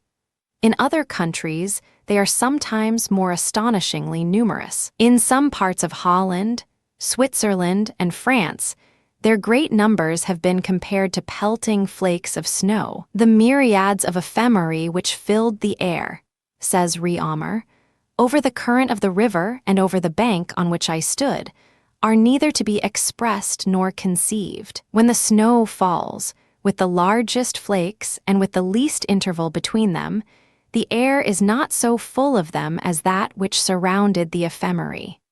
The occurrence of such prodigious numbers is, I believe, unknown in the British Isles. In the perfect or imago state, the mayfly lives but a short time. The word ephemera means living only for a day. And though individuals may live longer, yet the term is fairly correct as expressing their short existence. The mayflies, ephemerae, have all 3 long fine hairs at the end of the tail. Some members of the same family, but belonging to a different genus, have only 2 hair-like appendages. For instance, the fly known to fishermen as the March brown belongs to the same family as the mayfly. It is smaller than it and has only 2 hairs at the end of the tail. But with this exception, the natural March brown and the mayfly are wonderfully alike. Yet it is most curious to notice what a wonderful difference there is in the larvae of these two insects. Significant facts, no doubt, lie at the bottom of such differences in the case of insects so evidently allied. But these I will not speak of. Here are the two forms of larvae, the one being the larva of the common mayfly, ephemera, the other that of the March brown baetes. Come, we have lunched and rested and watched the mayflies. Let us try to catch a few more trout. It is very strange why sometimes the fish will not rise, though the weather is propitious and the water in first-rate order. Helloa, Master Willie, what game are you after now? Oh, Papa, he exclaimed. There are a lot of dace on this shallow, so I put the spinning hooks on, and see, I have managed to hook a couple out, by simply throwing the tackle on the other side of the fish and then drawing it smartly through the water over them. Well, that looks like a bit of poaching, at all events. The fish are spawning amongst that water crowfoot, no doubt. Just hook out some weed, and I dare say we shall see some eggs. To be sure, there they are, dotted over the long thread-like leaves of the plant, like little pearls. You have caught enough, for I think it is not sportsmanlike conduct to take such unfair advantage of the unfortunate dace. Put on your casting line and try under the Old Forge Bridge. You think there is not much use. A true fly fisherman should never say so. I have taken many a trout under the bridge, and I dare say you may be successful this time. There, I told you so. Keep your line tight, and Jack shall land him. He is not a large fish evidently, but very lively. Now you have him, throw him on the grass. Are there any parasites on him? Yes, but different to the last we observed. Here is a leech-like creature, rather small and cylindrical. It is the Piscicola, a not uncommon parasitic leech on fish. Well, put him into the bottle. We can take him home and examine him at leisure. How many trout have we taken now? We have got 9, Papa, and remember I have caught 3. Yes, but I suppose you include the poaching. No, I have caught 3 trout with the fly, and I don't count the dace. Not a bad day's sport, after all, for I threw back again 3 small fish. What is this showy plant, with large, yellow, globe-like blossoms? How pretty it is, growing in abundance in a little spot near the river. It is the globe flower, so called from the rounded shape of the corolla. It is one of the buttercup family, as you will, perhaps, guess. In its wild state, I believe it is found in mountain districts.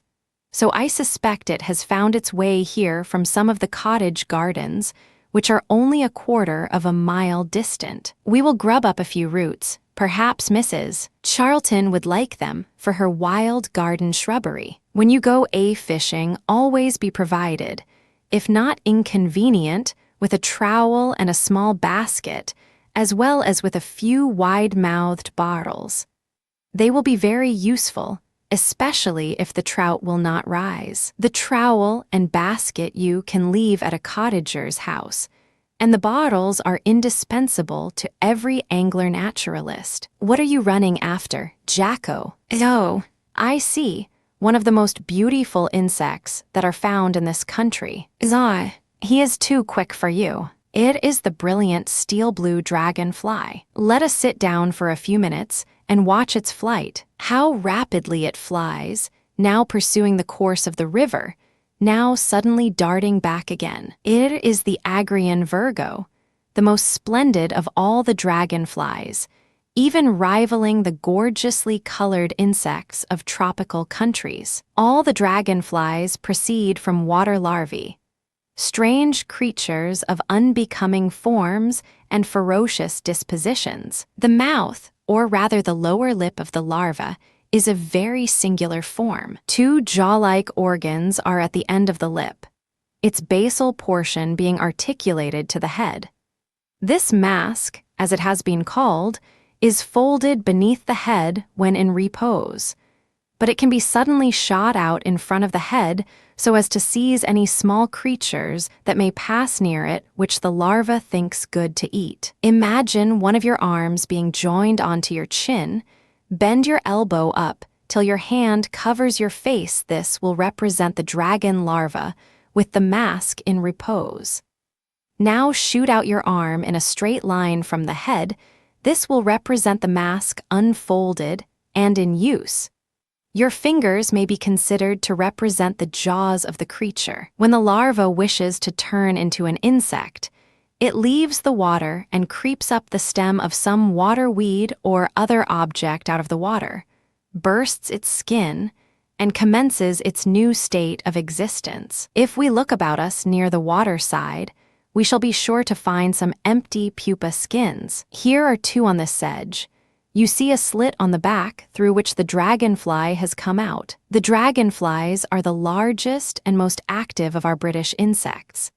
And, to quote the descriptive words of Professor Rymer Jones, are preeminently distinguished by the rapidity of their flight and the steadiness of their evolutions, while hawking for prey in the vicinity of ponds and marshy grounds, where in hot summer weather they are everywhere to be met with. Equally conspicuous from their extreme activity, their gorgeous colors, and the exquisite structure of their wings, they might be regarded as the monarchs of the insect race. The very name selected for them by entomologists would testify the perfection of their attributes.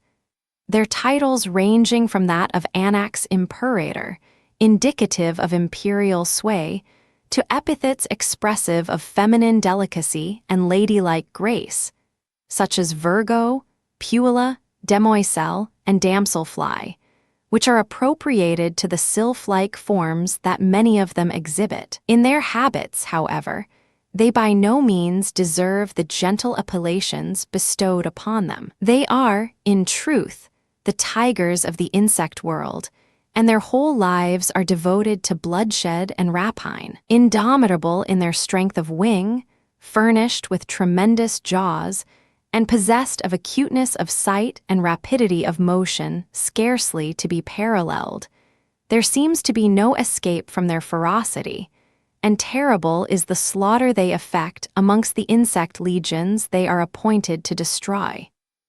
It must not, however, be supposed from the above description that the dragonflies are creatures that deserve to be killed. On the contrary, they are most serviceable to men, and destroy countless numbers of injurious flies and butterflies, whose larvae do damage to vegetation. "Well, Papa," said Jack, "the boys in the village always kill them if they can catch them, and say they sting horses. I know that this is a popular tradition, inherited by the rural folks of our day from their great-great-grandmothers' grandmothers. Dragonflies are often called horse stingers. In America, they are sometimes called devil's darning needles. In Scotland, I believe, they are known by the name of flying adders. Where is my net? I will try and catch a demoiselle. There. I have her, or I should rather say him, for these dark spots on the wings disclose the sex. The female has unspotted wings and is of a rich green color. How splendidly it shines in the sun," said Willie. "Nothing can exceed the beauty of its wings." "Well, now you have looked at him closely and admired him, I will let him go again. Off he flies, none the worse for his temporary captivity. Now for my friend the trout, who would not take my fly an hour ago. I have got him the first throw. See how he jumps. Now, Willie, for the landing net. Bravo. All safe, and a good fish, too. Our sport is over for the day, and we must get ready to drive home. Tomorrow, Willie, you may learn these lines from Thomson's Seasons. When with his lively ray the potent sun has pierced the stream and roused the finny race, then, issuing cheerful, to thy sport repair. Chief should the western breezes curling play, and light or ether bear the shadowy clouds, just in the dubious point where with the pool is mixed the trembling stream, or where it boils around the stone, or from the hollowed bank reverted plays in undulating flow, their throw nice judging the delusive fly. And as you lead it round in artful curve with eye attentive mark the springing game, straight as above the surface of the flood they wanton rise, or urged by hunger leap, then fix with gentle twitch the barbed hook, some lightly tossing to the grassy bank, and to the shelving shore slow dragging some, with various hand proportion to their force. If yet too young and easily deceived, a worthless prey scarce bends your pliant rod. Him, piteous of his youth, and the short space he has enjoyed the vital light of heaven, soft disengage, and back into the stream the speckled captive throw. But should you lure from his dark haunt, beneath the tangled roots of pendant trees, the monarch of the brook, behoves you then to ply your finest art. Long time he, following cautious, scans the fly, and oft attempts to seize it, but as oft the dimpled water speaks his jealous fear. At last, while haply o'er the shaded sun passes a cloud, he desperate takes the leap, with sullen plunge. At once he darts along, deep struck, and runs out all the lengthened line. Then seeks the furthest ooze, the sheltering weed, the caverned bank, his old secure abode, and flies aloft and flounces round the pool, indignant of the guile. With yielding hand, that feels him still, yet to his furious course gives way, you, now retiring, following now across the stream, exhaust his idle rage, till, floating broad upon his breathless side, and to his fate abandoned, to the shore you gaily drag your unresisting prize. There is some good advice here worth remembering. At any rate, persevere, and no doubt you will become in time illustration a most successful angler. Walk 6. At June. We had many pleasant rambles last autumn, said Willie, in search of fungi. How I wish the time was come when we could hunt for fungi again. Think of the woods at the bottom of the Wrekin, and those delightful fir plantations near Tiverton. Besides, you know, some kinds are so good broiled for breakfast. I often think of fungus hunting. When shall we be able to go out hunting again? September and October are the best months, but we shall meet with fungi earlier. However, I will promise you a long day's ramble or two in search of fungi when the time comes. In the meantime, let us keep our eyes open. And I dare say we shall even now, in the month of June, meet with a few interesting species. We will go into some of the meadows near home today, and I am much mistaken if we shall not be able to find St. George's mushroom. It is a very delicious fungus, and perfectly wholesome. I gathered a few specimens the other day, and now that the weather is warm, I doubt not we shall meet a good number. So, besides collecting bottles, we will take a basket, and Jack shall be the carrier. Now separate yourselves, and search this pasture well. Here are a lot of fungi growing in a ring, exclaimed May. Let me look. You have found what we wanted. This fungus is the Agaricus gambosus, or St. George's mushroom. See how closely the gills are set together. They are yellowish-white in color. The top is thick and fleshy. The stem, too, is very thick. Few fungi, comparatively speaking, grow so early in the year, and you could not mistake gambosus for any other kind. What? You think the smell rather strong? Well, I confess this fungus has a strong and not a very pleasant odor. Put what you have collected into the basket. You will find that the taste is better than the smell. Here are some specimens with the top cracked and split. These are a little older, but they are very good. We will put them with the rest. Oh, Papa, exclaimed Jack, I was looking at that ash tree in the hedge, and I thought I saw a mouse run up the trunk. I suspect it was not a mouse, but a bird, called from its habit of running up trees, the tree creeper. Let us get a little nearer. I see I am right. There the little bird is, running rapidly up the tree. Now he stops, as if examining the bark. Now he is off again. How very like a mouse, to be sure. It is one of the smallest of our British birds, and though common enough, is not very often seen, except by those who, caring for such things, use their eyes well. Now he has gone to the opposite side of the tree. Off he goes again and explores another trunk, by means of its long curved claws and stiff forked tail feathers. This prettily marked bird is enabled to climb with great rapidity. It remains in this country all the year, and is more abundant in plantations and parks where there are plenty of trees. It makes its nest in a hollow tree, or on the inner side of the bark of a decayed one. The little bird lays many eggs, from 6 to 9, in the month of April. They are nearly white with a few pinkish spots, generally at the larger end of the egg. It utters a few pleasing but feeble notes. The young ones are, as you may suppose, tiny little things. You should notice the curved, pointed beak of this bird, and the stiff tail feathers it presses against the tree as a fulcrum to aid it in its ascent. We will go into this adjoining field, which will soon be ready to mow. We will keep by the hedge, for it would not be right to trample down the tall grass and gather a few grasses. Few people know more about grass than that it is good pasturage for cattle and sheep. Let us gather a lot, and take care, as far as we can, to gather only one kind each. How graceful and beautiful they are, and what difference there is amongst them. Some have a stiff, spike-like head of flowers, others have pretty drooping heads. Some are harsh and rough to the touch, others soft as satin. Some, again, are of great value as pasturage, and for making into hay. Others are positively noxious weeds. You know the twitch or couch grass, that gives the farmer so much trouble. It is most rapid in its growth and difficult to kill. Its underground creeping stems spread in all directions and, if left to itself, would soon take sole possession of the whole soil. So the farmers are very careful to rake together all they can.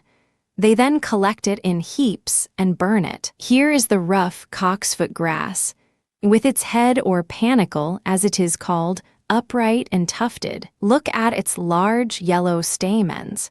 It is a very productive species and enters largely into all hay grass. Here is the common quaking grass, with its slender, smooth, spreading branches. See how the numerous little heads tremble with the slightest motion. We do not see much of it in these meadows. It is an exceedingly pretty grass, and often seen on the chimney pieces of cottagers, but is by no means a valuable agricultural grass. On the contrary, it is a sign, when abundant, of poor land. Here we have the smooth-stalked meadow grass, and here is the hedge woodmellic grass, with its slightly drooping panicle and spikelets on long, slender footstalks. Here is the soft meadow grass. Feel how smooth its panicle is. This, the oat-like grass. What is that very tall grass? Asked Willie. That often grows near the water. It is much taller than you are and has a rich brown drooping head. You mean the common reed grass, no doubt.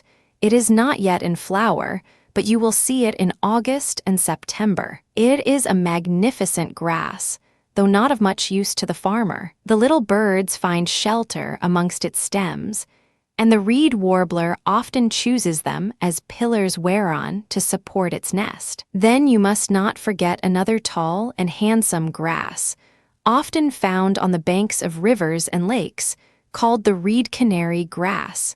It flowers about the middle of July. You know the ribbon grass in the garden, with its leaves striped with green and white, varying immensely in the width of its bands, so that you can never find two leaves exactly alike. Yes, indeed, Papa, said May. I know it well. You know we always put some with the flowers we gather for the drawing-room table.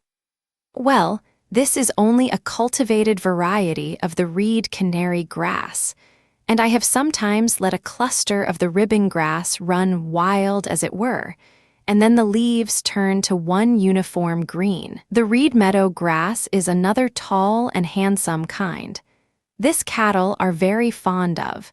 It is sweet to the taste and grows in damp situations. You sometimes see, said May, a very beautiful and curious grass with long yellow feathery tails amongst the ornaments in rooms. That is the feather grass. It is a very rare grass and has been seldom found wild in this country. The long yellow tails are the awns, which resemble delicate feathers. Here is the sweet-scented vernal grass. Taste and see how pleasant it is. It is the grass which, perhaps more than any other, gives that charming odor to the hayfields. There is a clear pond in yonder corner of the field.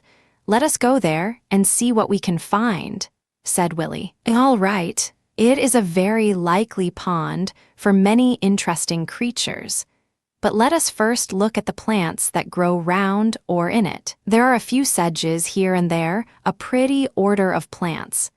At present, you must be content with making yourselves acquainted with their general form. Take care how you gather them, for the leaves and stems of some kinds are very rough, and if you draw them quickly through your hand, you may cut it rather sorely. Oh, do come here, Papa, said May.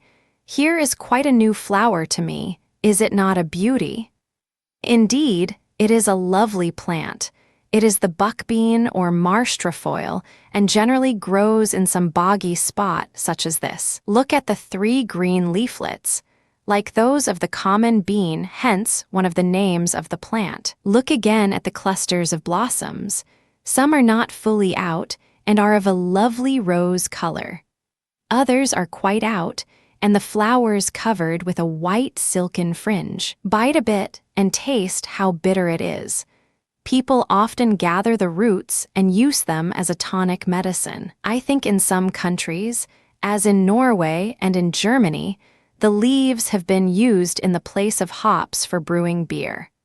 About a couple of ounces being equal to a couple of pounds of hops. The late Sir William Hooker found the buckbean very plentiful in Iceland, and says that where it occurs it is of great use to travellers over the morasses, for they are aware that the thickly entangled roots make a safe bed under the soft morass for them to pass over. Here is hairy mint nearly a foot high. Do you dislike the smell? I think it pleasant myself. It is not yet in flower, but will be so in about 6 weeks' time. Helloa. Jack, what's the matter? I have only tumbled down, Papa, amongst these nasty nettles and got stung rather sharply. That is interesting. Do you know how it is that nettles sting? Oh, Papa, said Jack pitifully, you are like the man in the fable who was giving a lecture to the drowning boy. The boy asked him to get him first of all out of the water, and to give him the lecture afterwards. Now, you should first tell me how to cure these nettle stings, and I would then be more inclined to learn how it is that nettles sting. The pain will soon pass off, and I do not know that there is any remedy. When at school, I was told to rub the stung part over with a dock leaf, but I do not think this ever did it any good. Now I want you to pay particular attention. You know what we call the dead nettle. I mean what plant I allude to. There is the red, white, and yellow so-called dead nettles. You remember the shape of the flowers of these 3 kinds. Look at the flowers of the real stinging nettles. Are they not extremely unlike? You see the small green flowers in long branched clusters. How different from the lip-shaped flower of the dead nettles. There is some general resemblance, however, between the real nettles and the so-called dead nettles. The leaves, for instance, of the white dead nettle are very like those of the stinger. The dead nettles, however, are not at all related to the true nettle, and belong to quite a different family called the labiate tribe, from the Latin word labium, a lip, in allusion to the form of the corolla. Is the pain better now, Jacko? Yes, it is getting less severe. Look what large white lumps have arisen on the back of my hand. The sting of the nettle is a very curious and interesting object under the microscope. It consists of a hollow tube with a glandular organ at the bottom of it, in which is contained an acrid fluid very irritating to the skin. The fine point of the sting or hair pierces the skin, and the pressure forces up the fluid from the bottom of the hair, which is then conveyed into the wound by a point at the top of the sting. The nettles of foreign countries have much greater poisonous properties. The effects of incautiously handling some East Indian species are terrible. The first pain is compared with the pain inflicted by a red-hot iron. This increases and continues for days. A French botanist was once stung by one of these nettles in the botanical gardens of Calcutta. He says the pain so affected the lower part of his face that he feared lockjaw. He did not get rid of the pain till 9 days had expired. Dr. Hooker saw gigantic nettles in Nepal. One was a shrubby species growing 15 feet high, called by the natives milamma. They had so great a dread of it that Dr. Hooker could hardly persuade them to help him to cut it down. He gathered several specimens without allowing any part to touch his skin. But the scentless effluvium was so powerful as to cause unpleasant effects for the rest of the day. The sting produces violent inflammation, and to punish a child with milamma is the severest lepcha threat.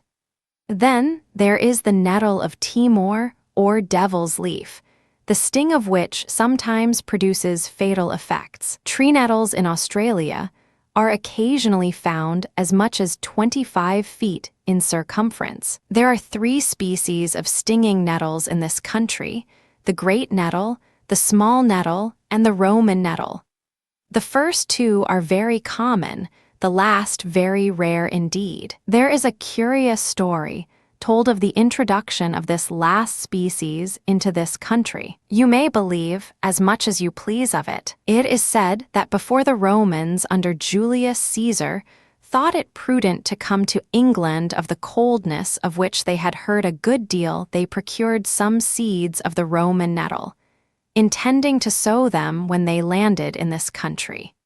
So when they landed at Romney in Kent, they sowed the seeds. "And what use, Papa," asked Willie, "would nettles be to them during the cold weather in England?" Well, they meant to nettle themselves, and so chafe their skins so as to enable them to bear the cold better. And tough skins they must have had, for the poison of the Roman nettle is much more severe than that of the 2 common species. Camden, I believe, tells the story. As I said, you may believe it or not. Do you see that tortoiseshell butterfly hovering near the nettles? Its larva was a greenish-black caterpillar with yellow stripes, and it lived, when in that state, entirely on the leaves of the nettle. The larvae also of other kinds of butterflies feed on this plant, as the admiral butterfly and the peacock butterfly. I have eaten the young shoots of the common nettles in the spring of the year. They do not make a bad substitute for spinach. How prettily the yellow flags skirt the pool. There, you see, is the common branched burr reed, with its sword-like leaves and round heads of flowers. A little way in the pool is the pretty arrowhead with its large, conspicuous arrow-shaped leaves and flesh-colored flowers, both leaves and flowers standing several inches out of the water. In the water, too, I see the brown leaves of the perfoliate pondweed.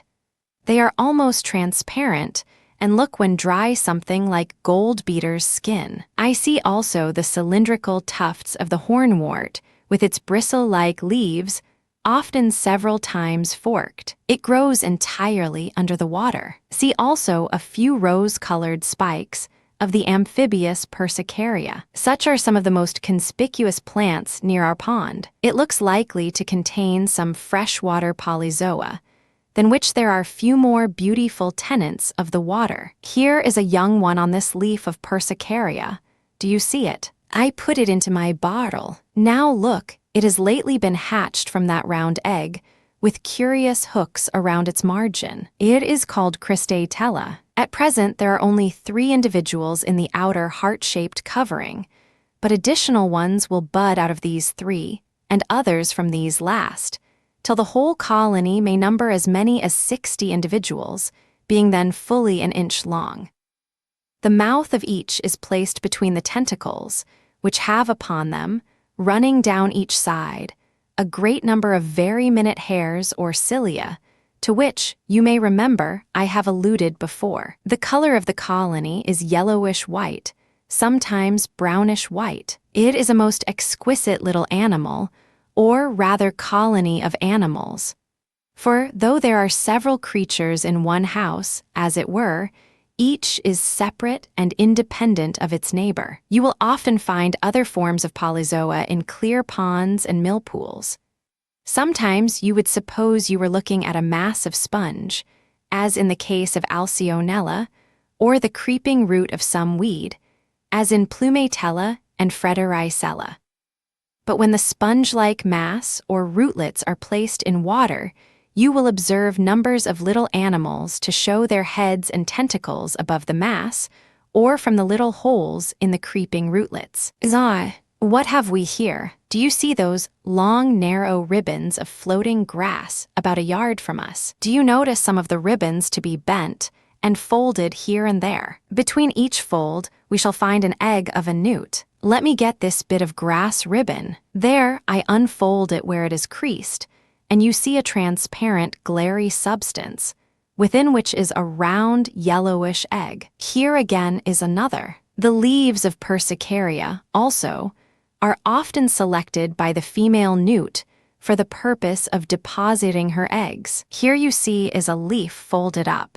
Between the folds is another newt's egg. I have never seen the newt in the act of laying her eggs, but I believe it may readily be observed by placing a female newt any time during the months of May and June in a vessel of water with some leaves of Persicaria. Mr. Bell says the manner in which the eggs are deposited is very interesting and curious. The female, selecting some leaf of an aquatic plant, sits as it were upon its edge, and folding it by means of her 2 hind feet, deposits a single egg in the duplicature of the folded part of the leaf, which is thereby glued most securely together, and the egg is thus effectually protected from injury. As soon as the female has in this way deposited a single egg, she quits the leaf, and after the lapse of a short time seeks another, there to place another egg.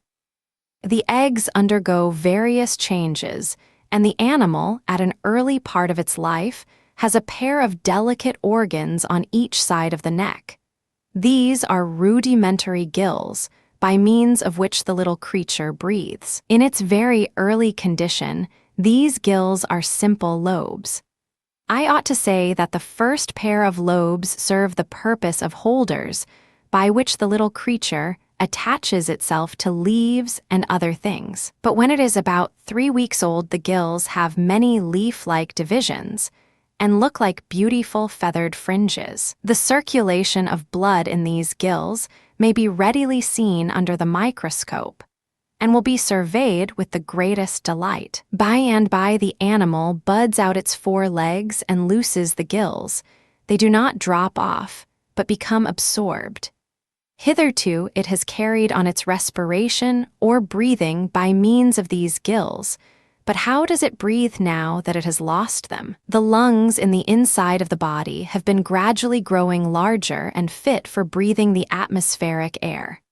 For newts, when arrived at their full or perfect state, are, you know, chiefly terrestrial creatures and breathe by means of their lungs. When young they are in a fish state, and breathe the air contained in the water exactly as fish do. If you will look at a pond where newts abound, you will see the old ones constantly coming to the top of the water, gulping down a mouthful of air, and then returning to the bottom. Full-grown newts, do not frequent the water, excepting for the sake of laying their eggs. The young ones are ready for leaving the water in the autumn, but I have often obtained young newts with their gills fully developed in the depth of winter. Probably these had been hatched late in the summer and had not time to grow their lungs, so had to keep to their gills and lead the life of a fish during the winter. People often call newts askers, Papa, said Willie, and the lads of the village always kill them when they catch them. They say their bite is poisonous. I am sorry to say they do, but it is an error to suppose their bite is poisonous. You have yourself handled many specimens, and I am sure you never saw one attempt to bite. I do not believe their small teeth and weak jaws could pierce the skin. 4 species of newts have been described as occurring in this country. The 2 common kinds are the smooth newt and the warty newt. I think I once found the pomaded newt near Iton. The male of this species is distinguished from other newts by having the hind legs webbed and by a thin filament or thread at the end of the tail. What is this, Papa? Said Jack, that I have found sticking to the roots of this water weed. They look like the eggs of some creature. They are not eggs, but the cocoons of a very common but pretty beetle called Dinacia. See, I will slit one open with my penknife. There is the little animal inside, a white, fat, maggoty thing. It has 2 curious hooks at the end of the tail. It has only just framed its cell, and is about to change from the larval to the pupal state. Here you see are other maggots among the roots. They have not yet made a cocoon. I will open some more. Here is one in its pupal condition. Here is another almost ready to come out as a beetle. The Dinacia have all a metallic appearance, and very beautiful they are, whether blue, red, copper, or purple.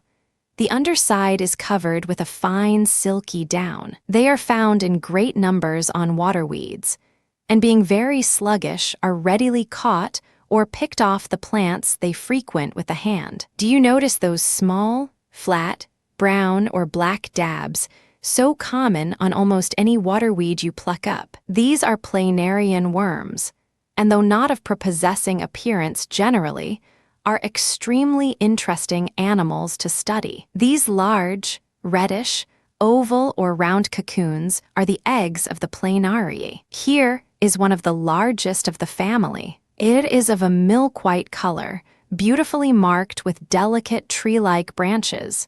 Sometimes this species, Planaria lactea, is of a light pink color. The mouth is not situated where mouths usually are, in the fore part of the body, but almost in the center. See, I will place this white planaria on my hand.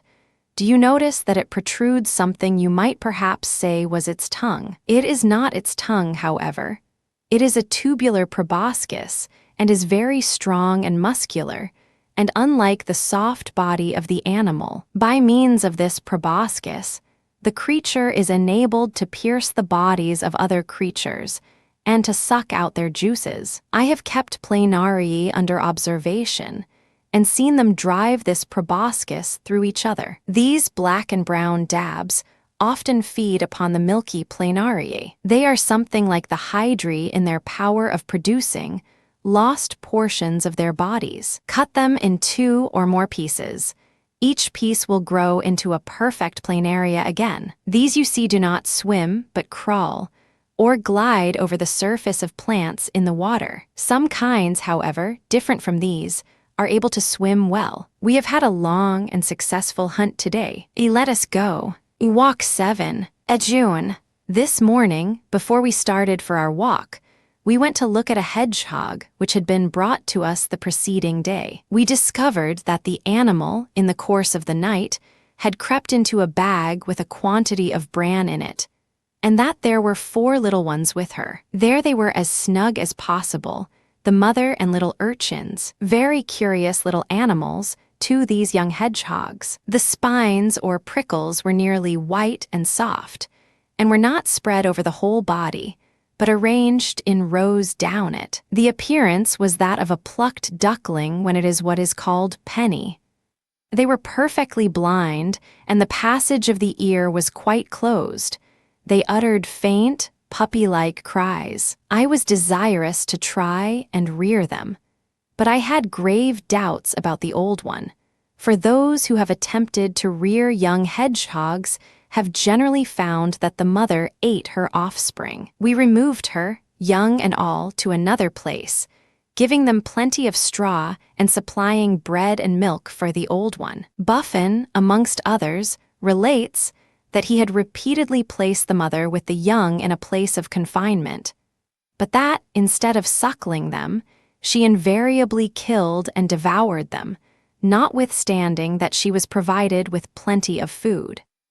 However, we determined to give our young urchins a chance, and hoped the mother hedgehog would be favorably disposed towards her offspring, so we now left her undisturbed. Willie wished to know whether hedgehogs were injurious creatures, for you know, Papa, he said, that country lads and gamekeepers always kill them whenever they have a chance. I am convinced that hedgehogs do much more good than harm by the destruction they cause to insects, slugs, snails, field mice, and other pests of the farm. There is a foolish idea, in the minds of the uneducated, that these animals suck cows. You have only to laugh at such an absurdity.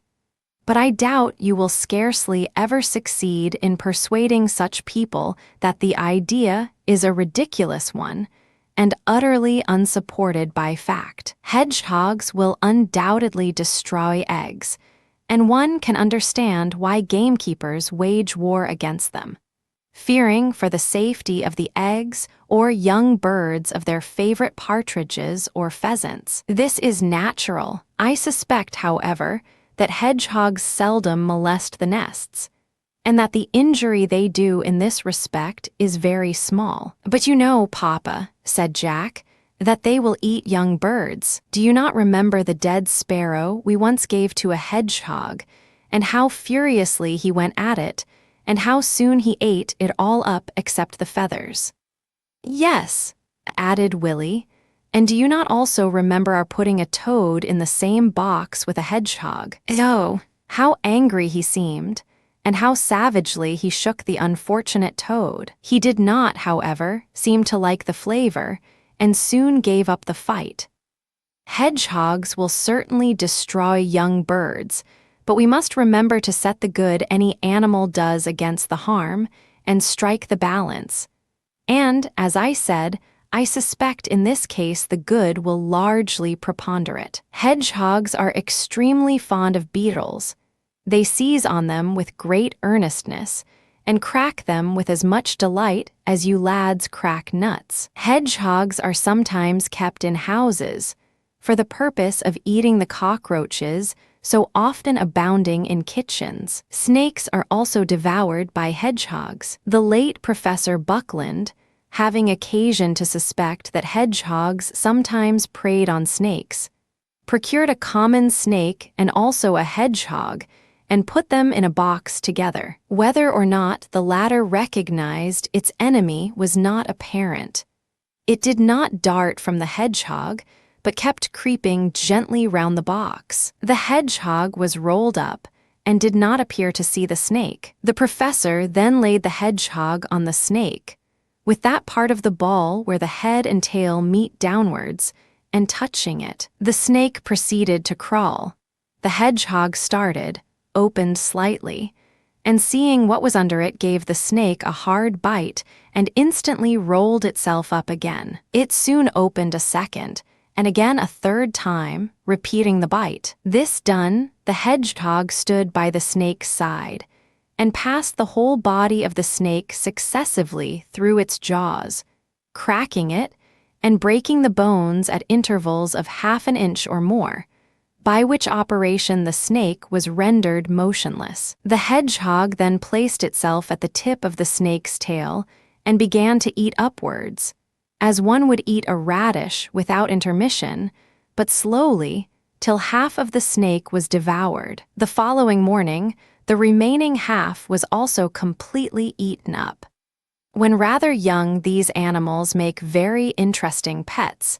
They soon become tame and will allow you to stroke their cheeks. You remember our placing a hedgehog on the study table and seeing how it got off onto the ground. It came to the edge and threw itself off, coiling up its body partly as it fell. The elastic nature of its prickly covering enabling it to bear the shock of the fall without the slightest inconvenience. Let us go on the moors again and watch the coots and water hens in the reedy pools near the aqueduct. Do you see that great tit on a branch of this poplar? He is actually at work doing a bit of butchery on a small warbler. See how he is beating the poor little fellow on the head. He wants to get at his brains. Are there not birds called butcher birds?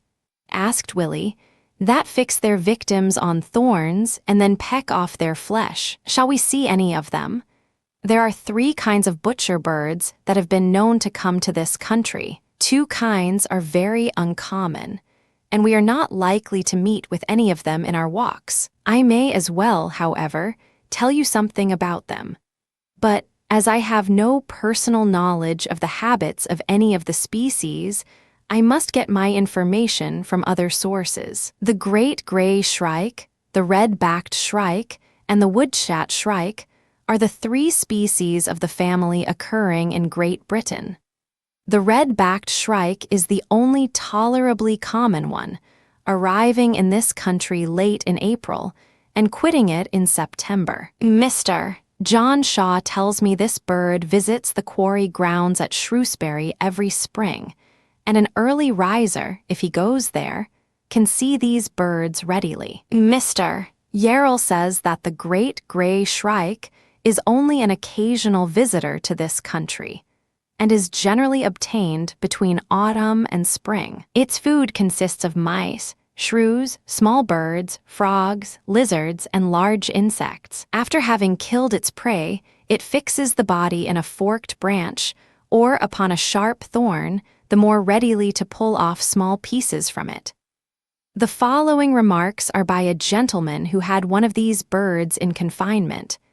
An old bird of this species, he says, taken near Norwich in October 1835, lived in my possession 12 months. It became very tame and would readily take its food from my hands. When a bird was given it, it invariably broke the skull and generally ate the head first. It sometimes held the bird in its claws and pulled it to pieces in the manner of hawks, but seemed to prefer forcing part of it through the wires, then pulling at it. It always hung what it could not eat up on the sides of the cage. It would often eat 3 small birds in a day. In the spring it was very noisy, one of its notes a little resembling the cry of the kestrel.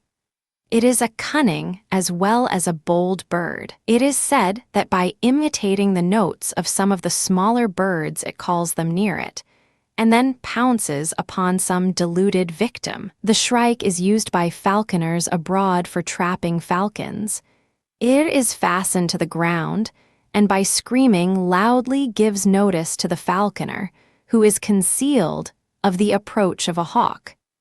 You will notice in any picture of a shrike how admirably adapted is its curved beak for butchering purposes. The red-backed shrike frequents the sides of woods and high hedgerows, generally in pairs, and may frequently be seen perched on the uppermost branch of an isolated bush, on the lookout for prey. The males occasionally make a chirping noise, not unlike the note of the sparrow.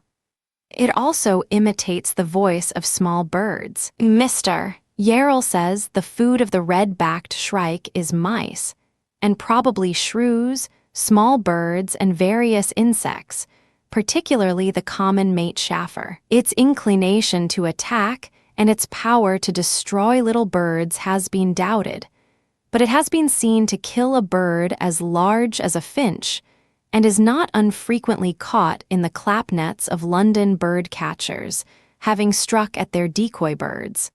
And Mr. Hewitson says seeing a red-backed shrike busy in a hedge, I found, upon approaching it, a small bird, upon which it had been operating, firmly fixed upon a blunt thorn. Its head was torn off and the body entirely plucked.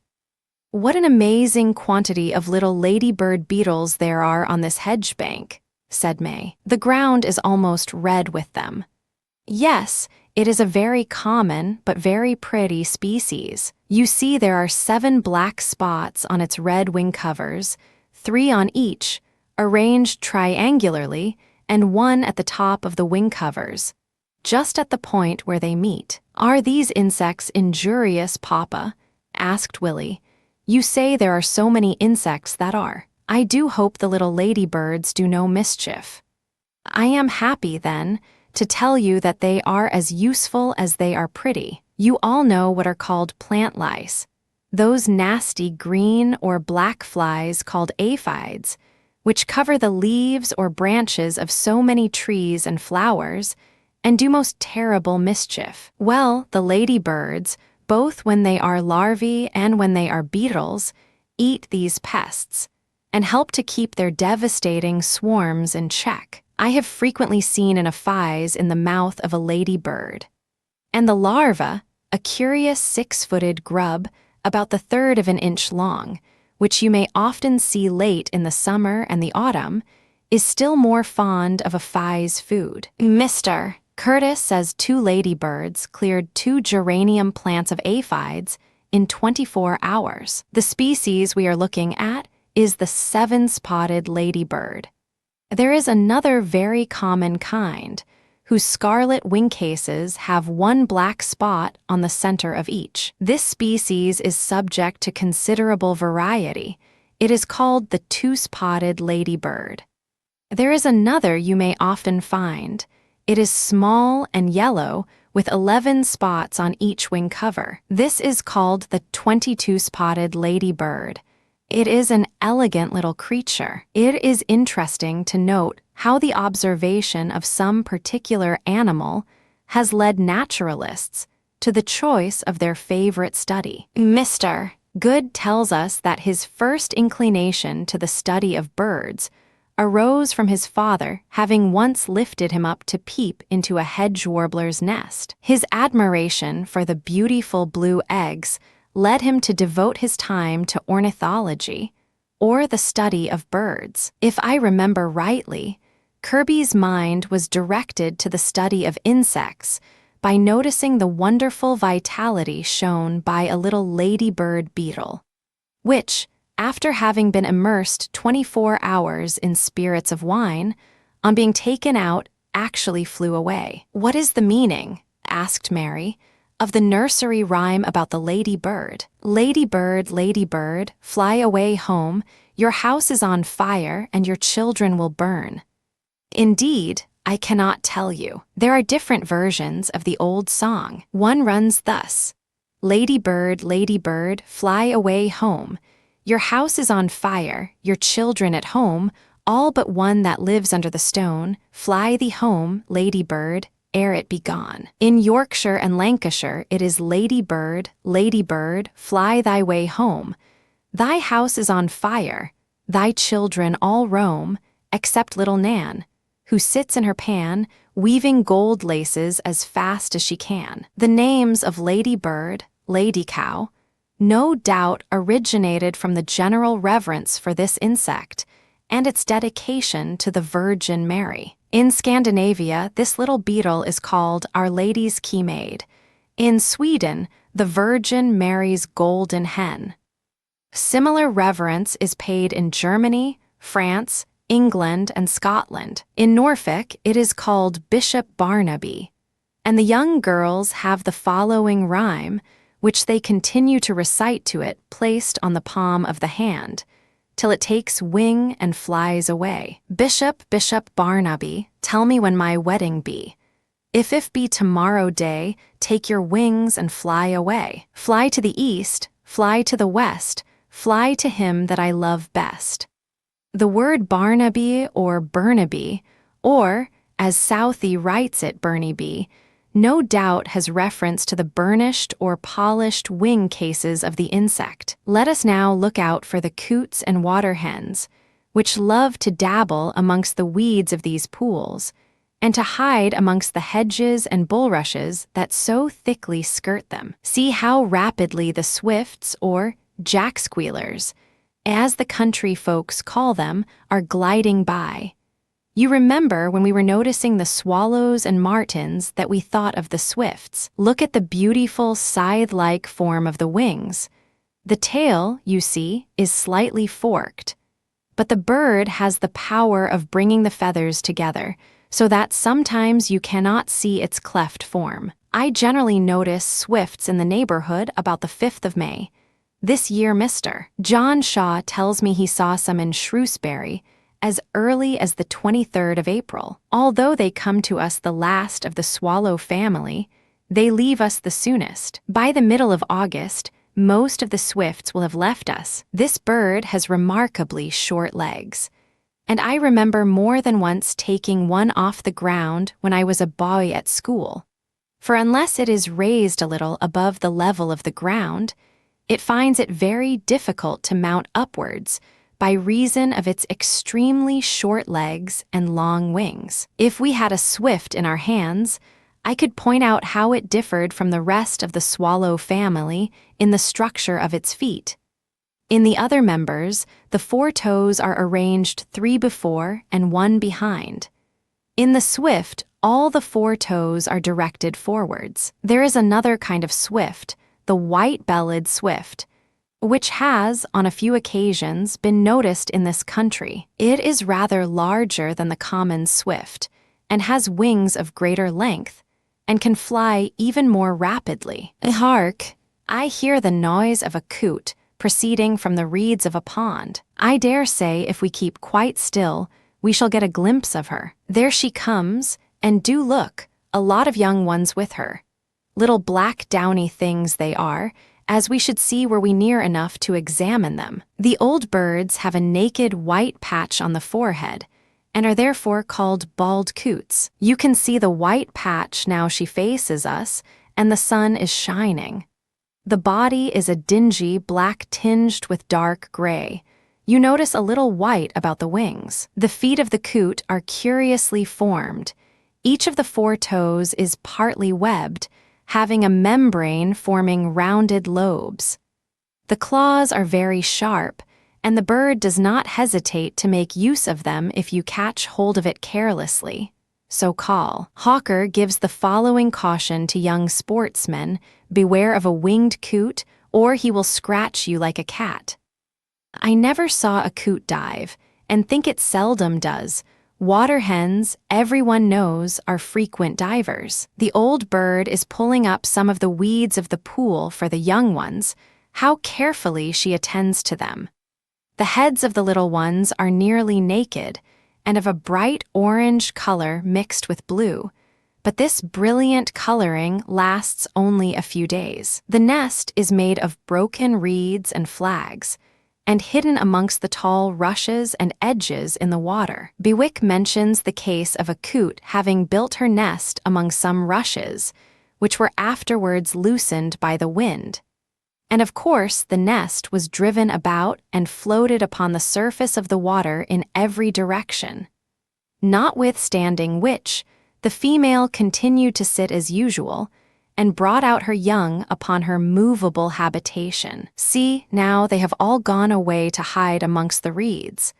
They like to come out into the open water late in the evening, and it is not often easy to observe them in the daytime. There are plenty of moorhens or water hens in these reedy pools. They are not so peaceful as the coots, for they have been known to attack young ducklings. Their one swims, jerking up its tail, which is whitish underneath, and nodding its head. The moor hen is a smaller bird than the coot, though resembling it both in form and habits. The feet, however, are very different, for, instead of the toes being furnished with a lobed membrane, they have a continuous narrow one down each. Moorhens have been known to remove their eggs from the nest in order to add to it and to replace them again. Mr. Selby relates the following interesting account. During the early part of the summer of 1835, a pair of water hens built their nest by the margin of the ornamental pond at Bell's Hill, a piece of water of considerable extent and ordinarily fed by a spring from the height above, but into which the contents of another large pond can occasionally be admitted. This was done while the female was sitting, and as the nest had been built when the water level stood low, the sudden influx of this large body of water from the second pond caused a rise of several inches, so as to threaten the speedy immersion and consequent destruction of the eggs. This the birds seem to have been aware of, and immediately took precaution against so imminent a danger. For when the gardener, upon whose veracity I can safely rely, seeing the sudden rise of the water, went to look after the nest, expecting to find it covered and the eggs destroyed or at least forsaken by the hen, he observed, while at a distance, both birds busily engaged about the brink where the nest was placed, and when near enough, he clearly perceived that they were adding, with all possible dispatch, fresh materials to raise the fabric beyond the level of the increased contents of the pond, and that the eggs had by some means been removed from the nest by the birds, and were then deposited upon the grass, about a foot or more from the margin of the water. He watched them for some time, and saw the nest rapidly increase in height.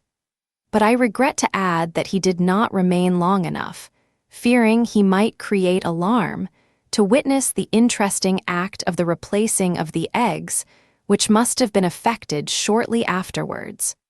For upon his return in less than an hour, he found the hen quietly sitting upon them in the newly raised nest. In a few days afterwards, the young were hatched, and, as usual, soon quitted the nest and took to the water with the parent. The nest was shown to me in situ very soon afterwards, and I could then plainly discern the formation of the new with the old part of the fabric. "What is that little bird in the water?" asked Jack. "Oh, he is suddenly gone. Do you see the curl in the water where it dived?" It was no doubt a dabchick, then, from your description, though I was not in time to see it before it dived. If we keep quite still and silent, I dare say it will appear again. There it is, dabbling in the water in search of water insects that are found amongst the weeds. Another name of this bird is the little grebe. Several species of grebes have been found in this county. The great crested grebe is a very handsome bird and frequents lakes and rivers. But of the 5 British grebes, the little dabchick is by far the most common. The feet of these birds are peculiar. The toes are not connected together by a web, as you see in ducks and geese. They are, however, united at the base, and each of the 3 front toes is surrounded by a broad, continuous membrane. The lower part of the leg is also very flat. The legs are placed very far backwards, so that these birds stand almost upright. The wings are short and seldom used for flight. However, they are admirable swimmers and divers, and pretty, lively little birds. The plumage of this little grebe varies according to the time of year. Now, in the summer weather, the head, neck, and back are a very dark brown, the cheeks and front of the neck a rich chestnut, chin jet black. In the winter, they lose this chestnut color and are then of a light olive-gray color and white underneath. Formerly, the 2 different states of the plumage were thought to mark 2 different species. The nest, as Mr. Good tells us, is a raft of weeds and aquatic plants carefully heaped together in a rounded form. The young ones have delicate rose-colored bills and harlequin-like markings on the body, and rosy white breasts. So active and truly aquatic is the dabchick, even when only 1 or 2 days old, that it is almost impossible to see it in a state of nature. For immediately after the young birds are hatched, they either take to the water of their own accord, or cling when not more than an hour old to the backs of their parents, who dive away with them out of harm's way. Mr. Good mentions that a friend of his, when out on a fishing excursion with him, once shot a dabchick as it dived across a shallow stream. On emerging wounded, on the surface, 2 young ones clinging to the back were caught by Mr. Good in his landing net. So rapid is their diving that they can often avoid the charge of a gun. They then rise again, with only the tips of their bill above water, and even these generally concealed amongst some patch of weeds or grass. The grebes have a peculiar habit of plucking off the soft feathers from the underside of the body and swallowing them. Why they do so is not known. "What is this pretty pink flower?" asked May, with long trailing stems and leaves broadly arrow-shaped. From its resemblance to that beautiful convolvulus in the garden, I should think it must be a smaller kind of that plant. You are quite right. It is a convolvulus, and its English name of field bindweed is expressive of the clinging habits of this plant. See how tightly it has wrapped itself round this tall blade of grass. Although a very pretty plant, with its pink flowers and darker plates, its arrow-shaped leaves, and its fragrant smell, it is a troublesome weed to the farmer. Then there is the greater bindweed, with its large bell blossoms sometimes white as snow, sometimes striped with pink, sometimes almost rose color, so often seen growing profusely over the tallest bushes. Both kinds of bindweed, however, are mischievous weeds. The large kind you may find in flower as late as September. Some of the bindweed family, I ought to say, are valuable in medicine. There is, for instance, the convolvulus jalapa and convolvulus scamonia, both of which are extensively used in medicine. The former a South American plant, and the latter a Syrian one. Then there is the so-called sweet potato, which is the root of convolvulus batatas used in China, Japan, and other tropical countries as a wholesome food. Strange it seems that plants so closely related should differ so much in their properties. The accompanying vignette may be supposed to represent Master Willie watching the movements of a snail. Walk 8. July.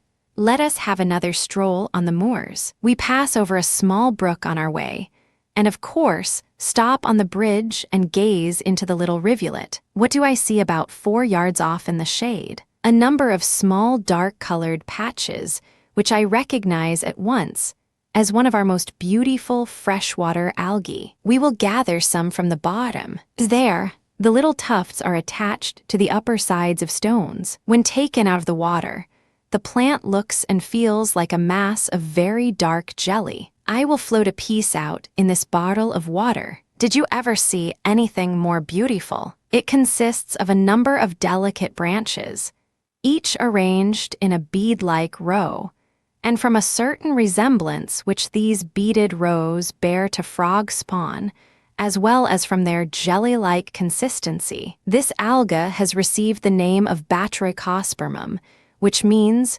frog's spawn.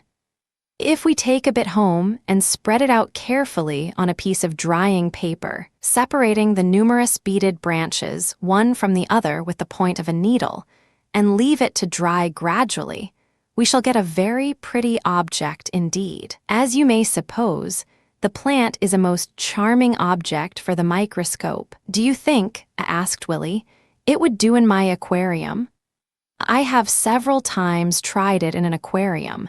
It would live for a few days, then gradually lose color and break to pieces. The fact is that, as Dr. Hassall says, these plants inhabit mostly pure and running waters, being usually met with in fountains, wells, and streams, the force of which is not considerable.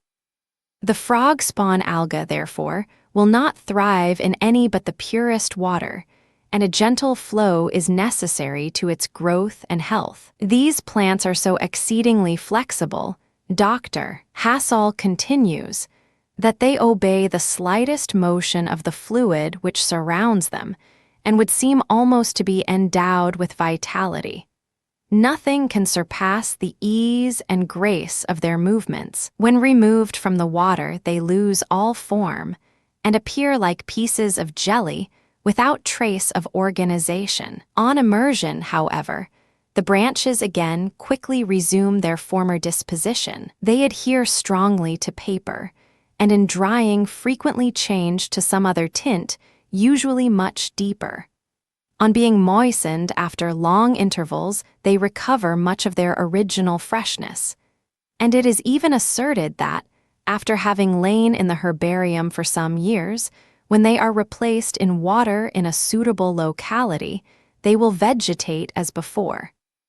This last assertion, I must say, I do not credit. I shall never forget the delight I felt when I first made the acquaintance of this curious and graceful alga. From the eyes of how many people are its charms hidden. It is only those that look closely that would notice the little jelly-like tufts growing modestly in shaded places for the most part. This species, however, is common enough in gently flowing and shallow streams, and we may often come across it in our rambles if we take the trouble to use our eyes. There are other extremely beautiful forms of freshwater algae. Here in the same stream are the long green threads of Cladophora glomerata. I use as few hard words as possible, but I cannot help using them sometimes, as many objects have no English names. This alga is also attached to stones and floats out with the current, sometimes 2 feet in length.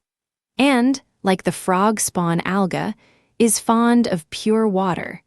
But I have often kept the Cladophora alive in perfect health in an aquarium for weeks together. Its deep, refreshing green color and graceful form make it a very desirable acquisition for the aquarium. I break off a small bit. Now see its beautifully branched form. Do you remember a round green ball about the size of a small apple, which I have at home? Well, that ball, which came from Ellesmere, is nothing else than a mass of this same Cladophora. Dr. Hassall is no doubt correct in his explanation of the formation of these balls. He says, "This state of Cladophora glomerata I believe to be formed as follows.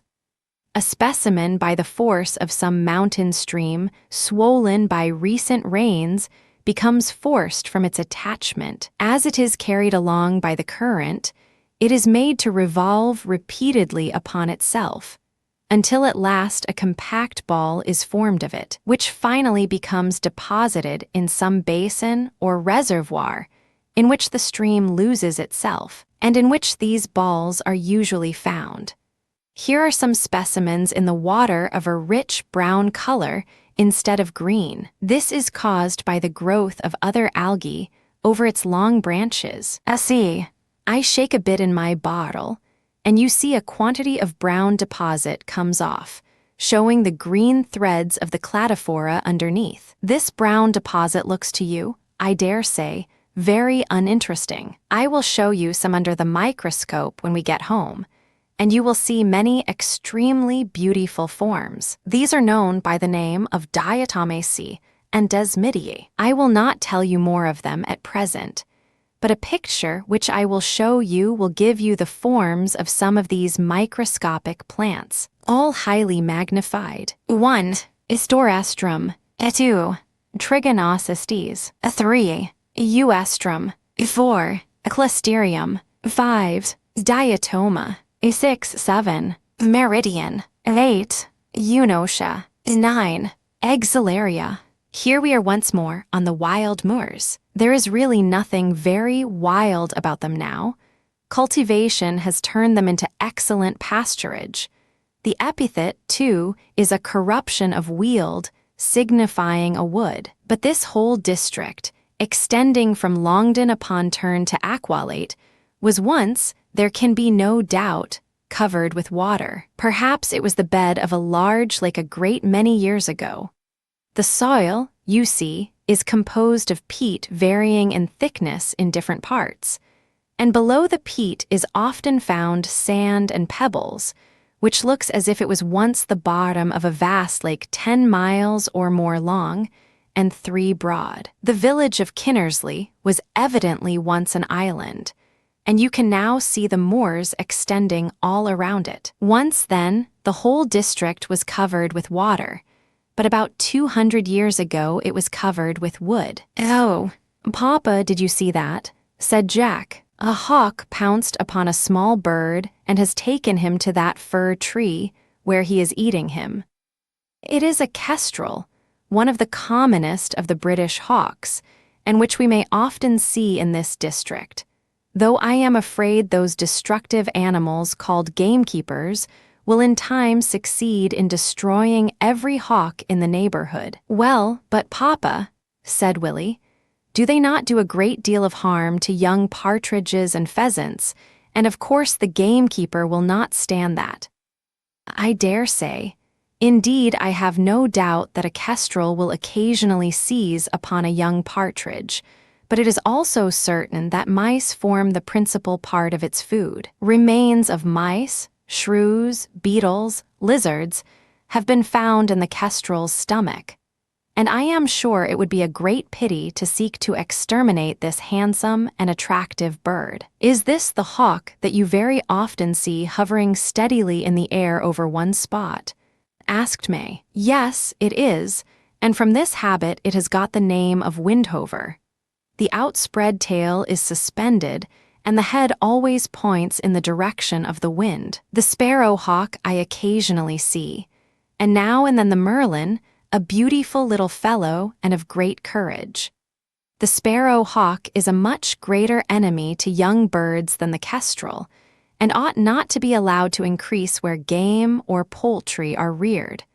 For so bold are these birds that they will not unfrequently skim over a poultry yard, seize a young chicken, and carry it off. Have you never heard the cry of terror an old hen utters when a hawk is seen in the air near her little brood? 3 or 4 years since I was driving towards Dover, when suddenly a sparrowhawk, with a stoop like a falcon's, struck a lark close to my horse's head. The lark fell as a grouse or a partridge will fall to a falcon or tiercel, and the sparrowhawk did not attempt to carry, but held on his way. I jumped down and picked up the body of the lark and the head, the two being entirely disunited. The velocity and force of the stoop must have been tremendous. I have often seen grouse and partridges ripped up the back and neck, and the skull laid bare, but I never saw a head taken clean off before.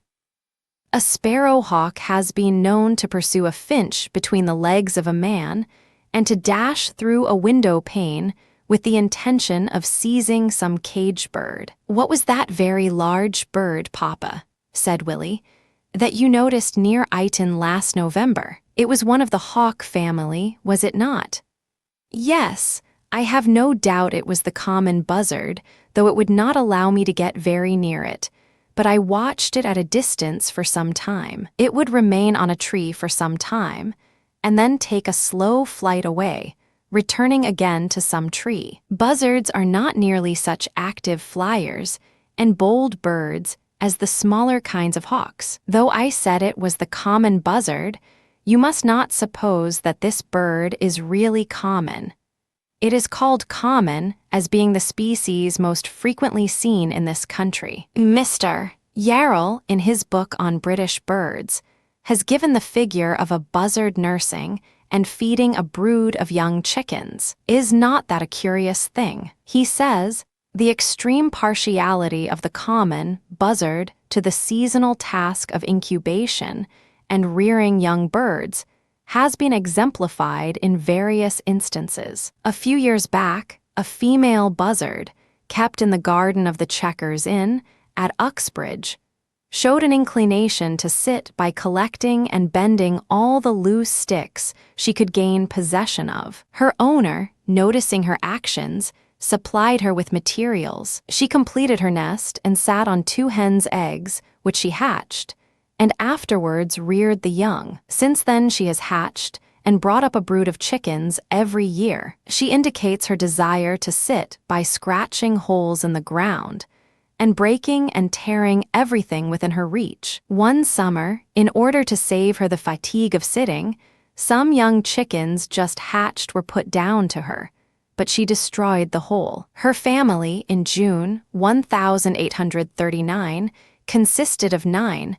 The original number was 10, but one had been lost. When flesh was given to her, she was very assiduous in tearing and offering it as food to her nurslings, and appeared uneasy if, after taking small portions from her, they turned away to pick up grain. What is this little mouse-like thing in the grass? How quickly it runs. Now I have got him. No, off again, burrowing under the grass roots. Now I have him safe enough. He cannot bite me with this glove on. Look at the little rogue, with his soft, short, silky fur and long nose. See how flexible that pointed nose is.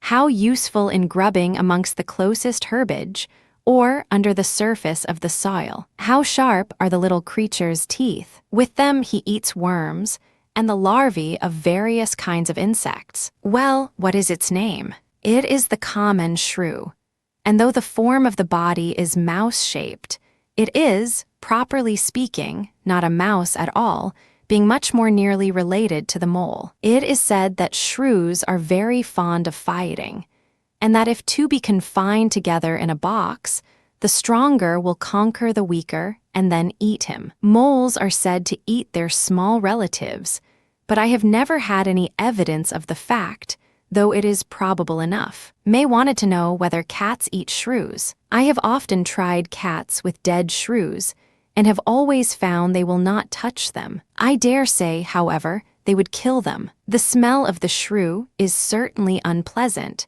as you may find out from this little fellow I hold in my hand. Mind he does not bite your nose. Now we have examined him, I shall let him go. It is no pleasure to take an animal's life, and as this little shrew does no harm but good by destroying insect larvae, it would be a shame to hurt him. Where injurious creatures must be killed, let us always be careful to take away life, so as to cause the least possible pain. Now, would any of you have ever thought that the little shrew I have just released had ever been supposed to be one of the most dangerous enemies to cattle? This was really once believed by our ancestors, who thought that a shrew, by running over the backs of cattle, made them weak in the loins, and that its bite made a beast swell at the heart and die. Absurd as was the belief, the supposed cure for the injury was, if possible,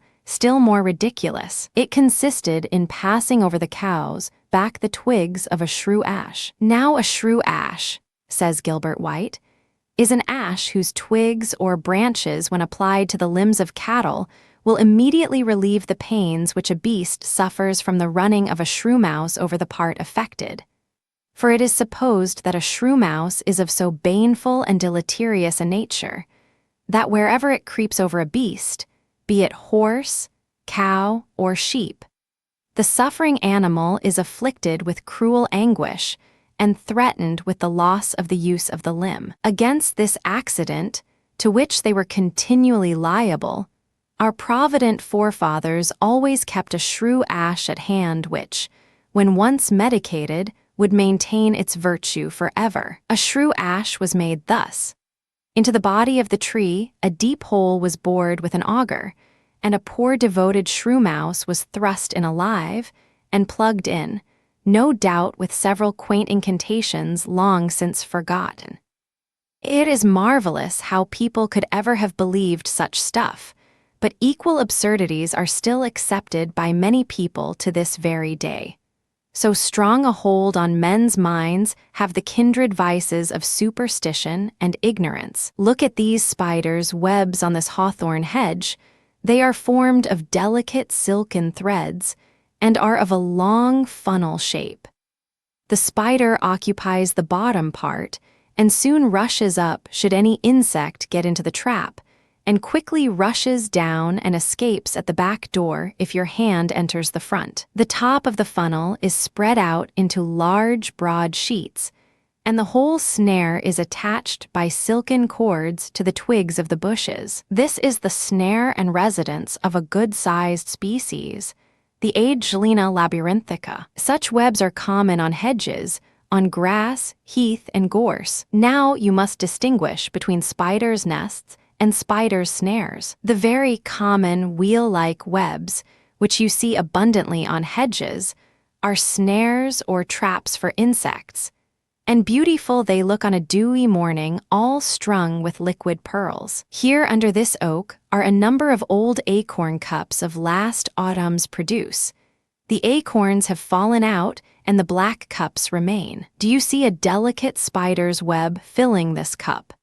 Inside are a quantity of tiny round eggs, and a small spider is keeping guard within. This is a spider's nest. Many spiders spin cocoons for their little round eggs, place them in various situations, and leave them. Others show the greatest care for them and carry them about wherever they go. The cocoons of the species whose web or trap we are now looking at are made of strong white silk. Each cocoon containing perhaps 100 round eggs, rather yellowish in color. They are fastened to the inside of a web. The spider spins by means of silken pillars, formed by a number of threads closely glued together. The sac containing the cocoons is fastened to stems of grass or other objects, and partially hidden by a few withered leaves, for the purpose of securing their prey, says Mr. Blackwall, the author of a splendid work on British spiders. Spiders have recourse to divers expedients. Numerous species run rapidly about in quest of those objects which constitute their food. Others, approaching their victims with great circumspection, spring upon them from a distance. Some lie concealed in flowers or among leaves, seizing such insects as come within their reach, and many species procure a supply of nutriment by means of complicated snares of their own fabrication. Of these snares, the most beautiful, as I said, are the wheel within wheel, nets of the various species of the family Epieridae. What are those spider-like things? Asked Willie. With long, thin bodies, you often see skating along the water. They are something like the spiders. They are not spiders at all, but insects called water measurers. From their peculiar habit of taking a short skate on the surface of the water and then stopping, having measured that distance, off they go again. However, many spiders do run along on the surface of the water, and you know there is one, the great water spider, that lives habitually in it. Some years ago, I had one of these water spiders in a glass vessel of water, and saw it spin its curious dome-shaped web, which it attached to the sides of the glass and some weeds. These domes are formed of closely woven white silk, in the form of a diving bell or half a pigeon's egg, as de Gier has said, with the opening below. It looks like a half ball of silver. This appearance is due to a quantity of air. It is, in fact, a huge air bubble surrounded by a covering of white silk, and, as you may suppose, a very interesting and pretty object. Within this silver dome, the spider places her eggs, perhaps 100 or more in number, which are enveloped in a cocoon, this being attached to the inner side of the dome. But how, said Jack, is the bubble formed? Where does the air come from? You have asked a very interesting question, and one which can be answered, for the question was set at rest by Mr. Bell, an excellent observer and well-known naturalist. About 12 years ago, if I remember rightly, he found that the old spider actually took the air down with her from the surface of the water and deposited it in her domed house. I shall now quote Mr. Bell's words. The manner in which the animal possesses itself of the bubble of air is very curious, and, as far as I know, has never been exactly described. It ascends to the surface slowly, assisted by a thread attached to a leaf or other support below and to the surface of the water. As soon as it comes near the surface, it turns with the extremity of the abdomen upwards and exposes a portion of the body to the air for an instant. Then with a jerk it snatches, as it were, a bubble of air, which is not only attached to the hairs which cover the abdomen, but is held on by the two hinder legs, which are crossed at an acute angle near their extremity. This crossing of the legs taking place at the instant the bubble is seized. The little creature then descends more rapidly and regains its cell, always by the same route, turns the abdomen within it, and disengages the bubble. Spiders have strong jaws. At the bottom of each hooked jaw, there is a small sac which contains a poisonous fluid. This fluid is conveyed by a narrow channel from the sac along the jaw, and is pressed out at an opening or slit at the tip of the fang into the wound inflicted on its victim. The feet of spiders are generally terminated by 2 or more claws furnished with teeth. By means of these combs, the animal is enabled to manage the threads of its web with great dexterity and efficiency. Walk 9. July. Let us be off to the fields once more. The sun is very hot, but we can find refreshing shade under the trees when we are tired. What is this beautiful little plant, with bright scarlet flowers fully expanded? It is the scarlet pimpernel, or poor man's weather glass. For on rainy days, and even before the showers are coming, the little plant, conscious of their approach, closes up its flowers. Other wild flowers, such as the convolvulus, close before rain. The little pimpernel, however, is supposed to be the best barometer. There is another thing about the pimpernel. You will not often see its blossoms expanded after 3 o'clock in the afternoon. In other countries, also, the regular closing of the flowers has been noticed. Dr. Seaman, who went as naturalist on one of the Arctic expeditions, noticed the flowers to close during the long day of an Arctic summer. Although, he says, the sun never sets while it lasts, the plants make no mistake about the time, when if it be not night it ought to be, but regularly as the evening hours approach, and when a midnight sun is several degrees above the horizon, they droop their leaves and sleep even as they do at sunset in more favored climes. Look at the bright scarlet flower with its small purple eye. Excepting poppies, with their dazzling brightness, I do not think there is another wild flower that has scarlet petals. However, the blossoms are not always scarlet. There is a white variety with a purple eye, and another having a dark blue blossom. Well, Jack, you have found something, have you? This is a queer plant. It has queer habits and a queer name. It is called Jack Gorbet at noon. We sometimes call you after the name of another plant, Jack by the hedge. May, of course, is May, or hawthorn blossom, and Robin at home, from his often tearing his clothes, is ragged robin. Another name for the plant you hold in your hand is goat's beard. The leaves are long and grass-like, the flowers bright yellow. It is not yet quite 11 o'clock, and the blossoms are expanded. They generally close about noon. Look at the color of the stem.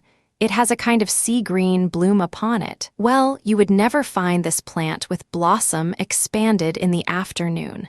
So, Jack Gorbet at noon is really not a bad name for it. And goodly now the noontide hour, when from his high meridian tower the sun looks down in majesty. What time about the grassy lea the goat's beard prompt his rise to hail with broad expanded disk, in veil close mantling wraps its yellow head, and goes, as peasants say, to bed. Here we are at a stream. Do you see those things at the bottom slowly moving? They seem to be bits of stick. I know what they are, said Jack. There is a good fat maggot in each of these cases. They are caddies worms. Quite right, and in time they will change to insects. Here is another kind. The house is made of small bits of gravel, and it is attached to this smooth stone. I will break open the case.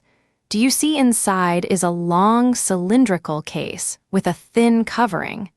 I slit this open with my penknife, and now you see the creature inside. There are a great variety of these caddies worms, and most interesting it is to notice the different kind of houses they build. Some of the larvae live in movable cases, as we have seen, some in fixed habitations.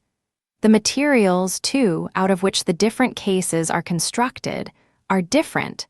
Sometimes they are bits of gravel or sand, wood, leaves, grass, the empty shells of various freshwater mollusks. The fragments of stick and the small bits of gravel are held together by a kind of cement which the larva spins from his mouth. Sometimes we may meet with cases made of sand, having on either side long, slender bits of rush or stick. A lady once took a number of the larvae out of their cases and placed them in a vessel of water with various materials, such as colored glass, cornelian, agate, onyx, brass filings, coralline, tortoise shell.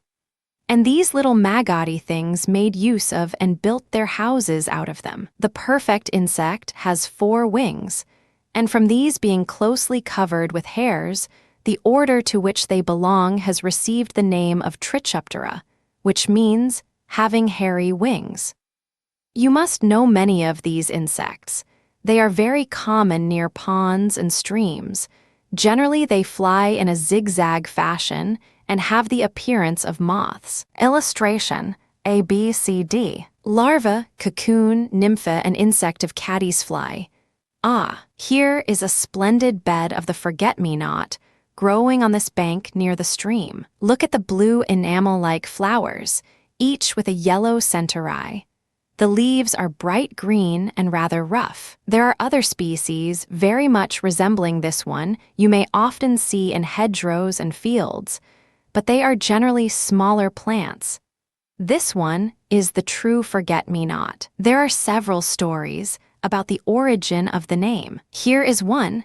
Many years ago, a lady and knight were wandering by a river.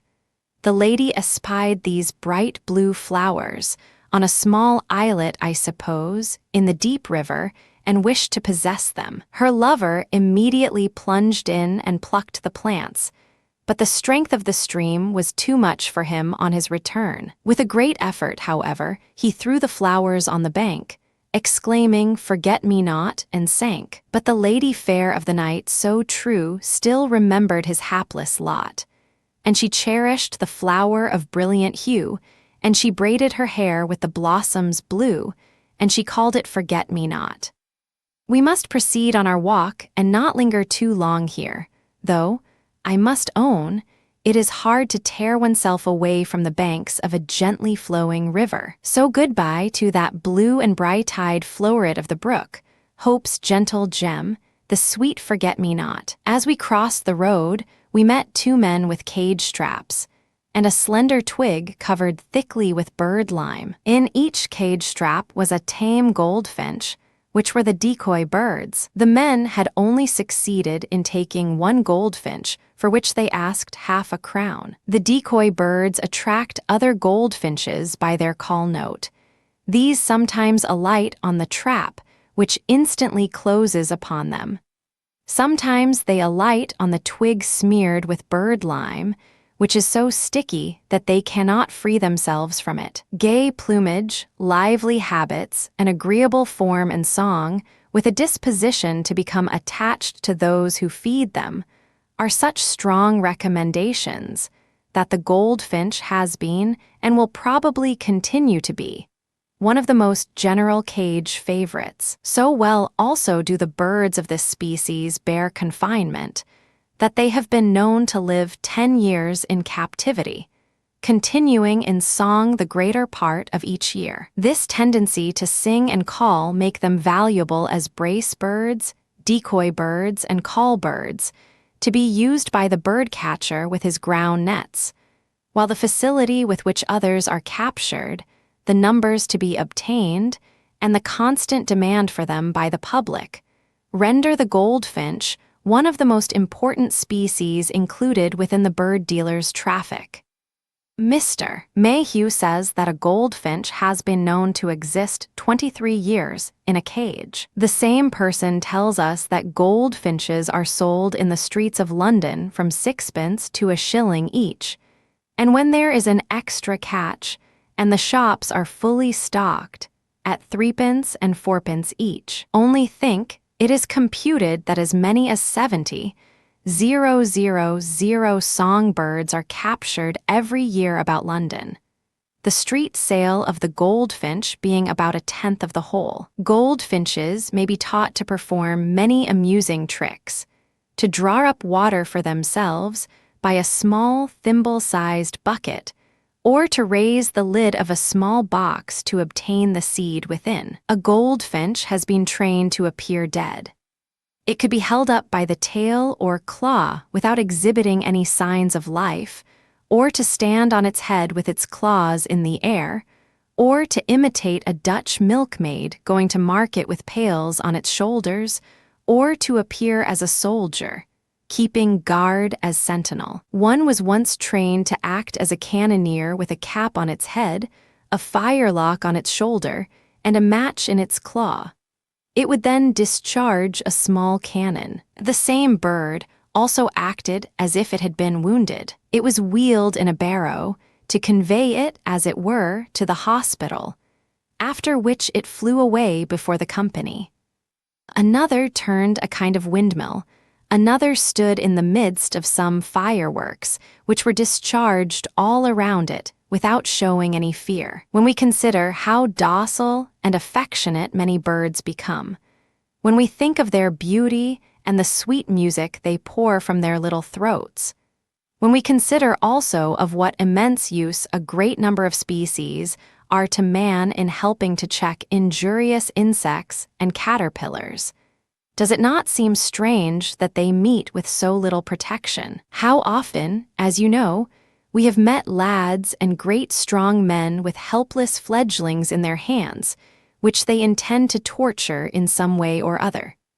Perhaps they will tie strings to their legs and drag them about, or place them on a large stone and throw at them. To expostulate with them on the wickedness of such barbarous conduct is hopeless. One might as well quote Hebrew to a tadpole. How noisy the grasshoppers are, with their incessant shrill chirpings. How thoroughly they enjoy the heat and sun. Just catch me one or two, Willie. There, one has hopped just before you. Now he is on that blade of grass. Have you got him? No. Well, take this gauze net. Now you have him. How does the grasshopper make that peculiar sound? Asked May. If you will get near one of these insects, while he is making the noise, you will see how he does it. There, one stands on that plantain stem. Do you see how briskly he rubs his legs against the wing covers? Now he is quiet, and his legs are still. So it is evident that the friction or rubbing of the legs against the wings causes the sound. I rub the thigh of this specimen. I hold in my hands against the wing. You distinctly hear the shrill sound. It is the males only who make the noise. The females are mute. Some people have described another organ, which seems to increase the sound. I have sometimes placed both field crickets and grasshoppers under a tumbler, and supplied them with moist blades of grass. It is curious to see how fast they eat them. You should remember that the grasshopper is a relative of the locust, to which, indeed, it bears a close resemblance. Only the locust is a much larger insect. There are several species of locusts, and all are extremely injurious. You have read in the Bible of the fearful damage they are able to cause to the trees and various crops. It is seldom that locusts visit this country, happily, for there is not a greater insect scourge in existence. Our green grasshopper is also related to the cricket, so merrily noisy in dwelling houses. Crickets are difficult to get rid of when they have thoroughly established themselves in a house. Like many noisy persons, crickets like to hear nobody louder than themselves. And someone relates that a woman who had tried in vain every method she could think of to banish them from her house at last got rid of them by the noise made by drums and trumpets, which she had procured to entertain her guests at a wedding. It is said, but you need not believe the story, that they instantly forsook the house, and the woman heard of them no more. Possibly some half-dozen more women in the house would have had the same effect, without the musical instruments. What do you say to that idea, May? That is too bad of you, Papa, but you know you are only joking. Here is a large pond, and from this bank we can look down into the water. There are some yellow water lilies, with their broad expanded leaves. I have noticed that the blossoms are often attacked by the larvae of some two-winged flies. These flies lay their eggs within the petals, lily-cradled literally. The eggs hatch and the larvae eat the cradle. I do not know more of these flies. I have often meant to trace their history, but have somehow forgotten to do so. Do you see that pike basking on the top of the water? How still and motionless he lies. He is a good-sized fish. At least I should say he was 4 pounds weight. I wish we could catch him, said Willie. We have no tackle with us.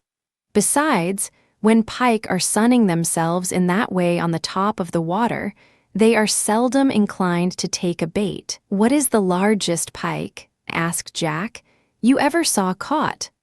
The largest I ever saw alive was caught in the canal about 5 years ago. It weighed 21 pounds and was really a splendid fish. What voracious fish they are.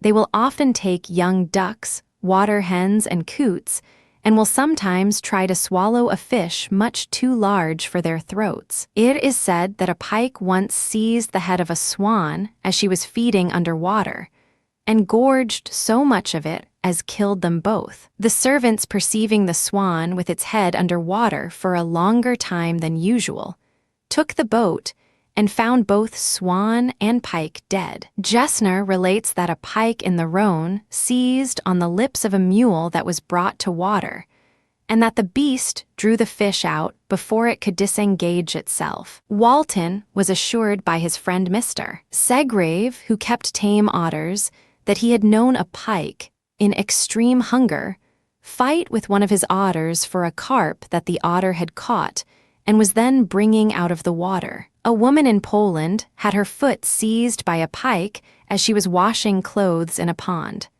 Mr. Jesse tells the story of a gentleman who, as he was one day walking by the side of the river way, saw a large pike in a shallow creek. He immediately pulled off his coat, tucked up his shirt sleeves, and went into the water to intercept the return of the fish to the river, and to endeavor to throw it out upon the bank by getting his hands under it. During this attempt the pike, finding he could not make his escape, seized one of the arms of the gentleman, and lacerated it so much that the marks of the wound were visible for a long time afterwards. Pike will live to a great age, 90 years or more. In the year 1497, according to old Gessner, a pike was taken at Heilbronn in Suabia with a brazen ring attached to it, on which was the following inscription in Greek: I am the fish which was put into the lake by the hands of the governor of the universe,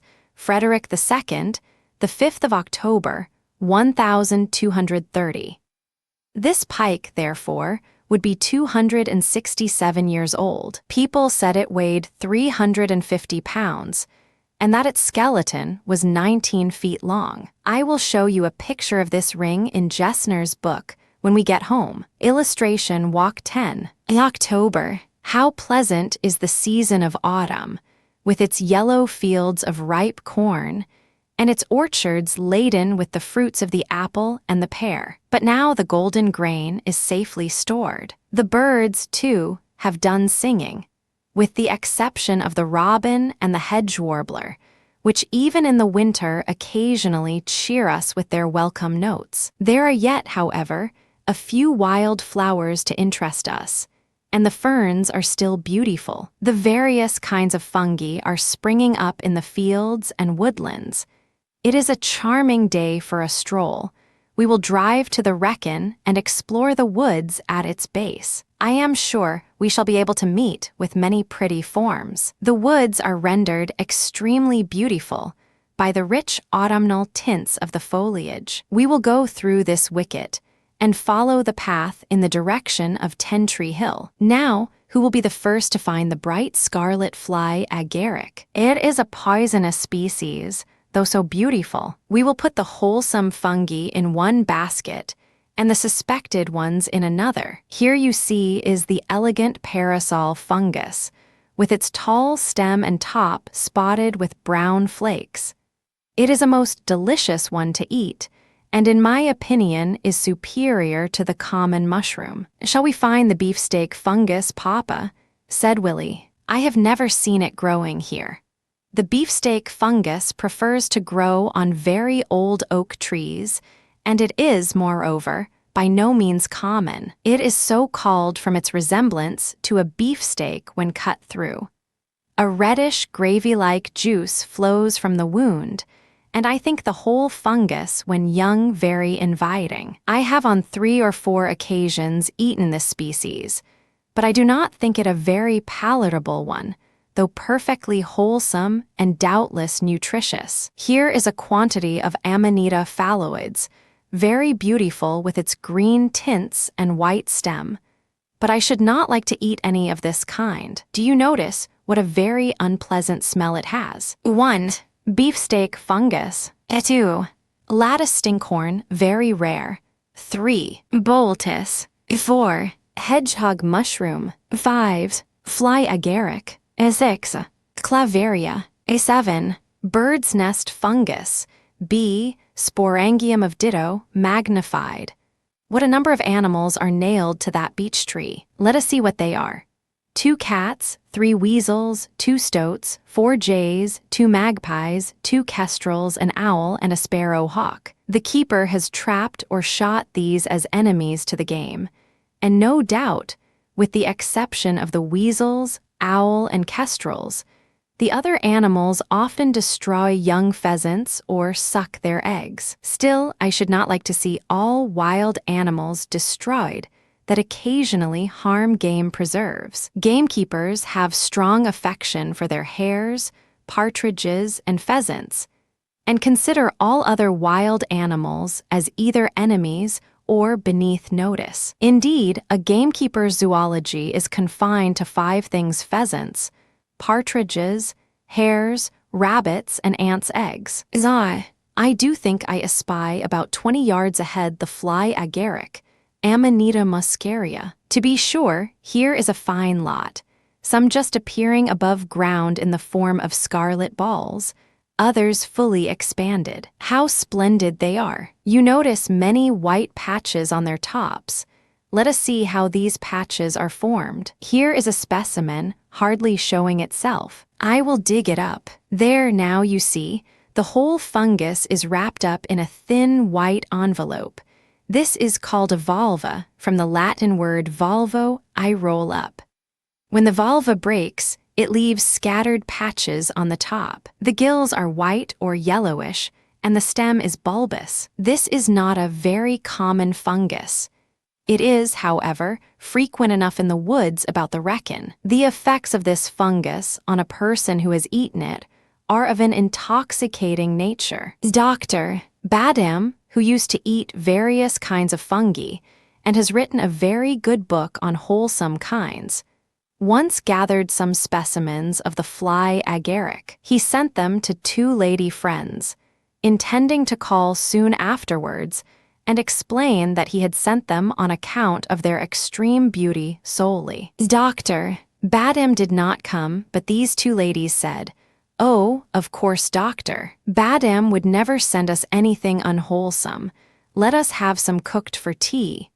So they had some cooked and ate thereof, and were taken very ill. The bad effects, however, soon passed away. Look at that little squirrel. See how nimbly he climbs the tree.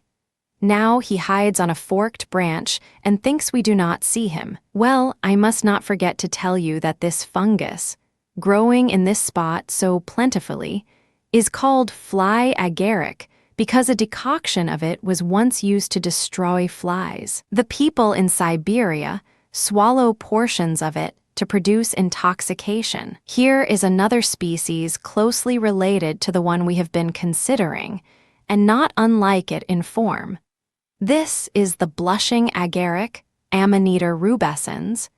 You see its top also is covered with whitish flakes or warts, and persons who are not in the habit of noticing differences might confuse this species with the other. Now look, I will cut this specimen through with my knife and bruise it slightly.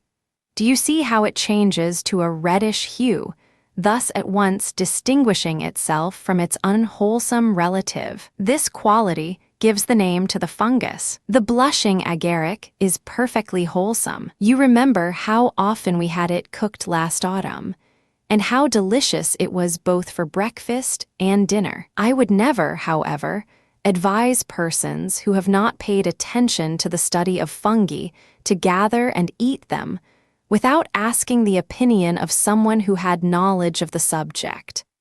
And I am sure that you, children, will never think of eating any kind that you have not first brought to me. There sits the squirrel. Let us make him show us how he can leap from one bough to another. I clap my hands and Jack throws a stone, and off the little fellow goes, taking wonderful leaps. As the winter approaches, the squirrel will be busy laying up stores for consumption during that season, such as nuts, acorns, and beech mast. For the greater part of the winter, the squirrel is dormant. On fine, warm days, however, he ventures out of his retreat in the hole of a tree, visits his cupboard, cracks a few nuts, and then goes to sleep again. The nest of the squirrel is made of moss, leaves, and twigs curiously intertwined, and is generally placed between the forked branches. The young ones, 2 or 3 in number, are born in the month of June. A gentleman, in a letter to Mr. Jennings, says a pair which frequented a tree opposite the window of one of the rooms evinced great enmity to a couple of magpies with whom they kept up a perpetual warfare, pursuing them from branch to branch and from tree to tree with untiring agility. Whether this persecution arose from natural antipathy between the combatants or from jealousy of interference with their nests is not known. What are those black circular spots, some 4 or 5 yards in diameter, so common in the woods of the Wrekin? They are places where wood has been burnt for charcoal. Always examine such spots, as you may find rare plants growing upon them which scarcely grow anywhere else. Here, for instance, is Flammula carbonaria abundant. On these charcoal spots, this fungus delights to grow, and I do not think you will find it elsewhere. Mr. Worthington Smith tells us it is a very rare British fungus. It is not mentioned in Mr. Berkeley's Outlines of Fungology. Here is a beautifully marked variety of Polyporus perennis, also very rare. It is tinted with rich sienna, chocolate, and black. It is found only in these charcoal rings. Let us go farther on. Look at that splendid bright, orange-yellow fungus, growing amongst the moss in large tufts, as it were. Each plant has a tender stem with short branches. What a number are growing together with roots or lower portions of the stem closely intertwined. This is Clavaria fastigiata. Here we meet with the sticky Gomphidius viscidus, and here with the handsome Tricholoma scalpturatus and the lovely T. rutilans. I am obliged to use Latin names, as there are no English ones. The ground here is covered with the small clitoricile fragrans.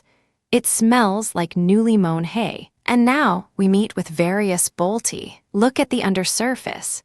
You see it is riddled with numerous small holes, very unlike the gills of the mushroom and all agarics. We shall find Boltus luteus, B. Flavus, B. Edulis, B. Scaber, the handsome but poisonous B. Luridus.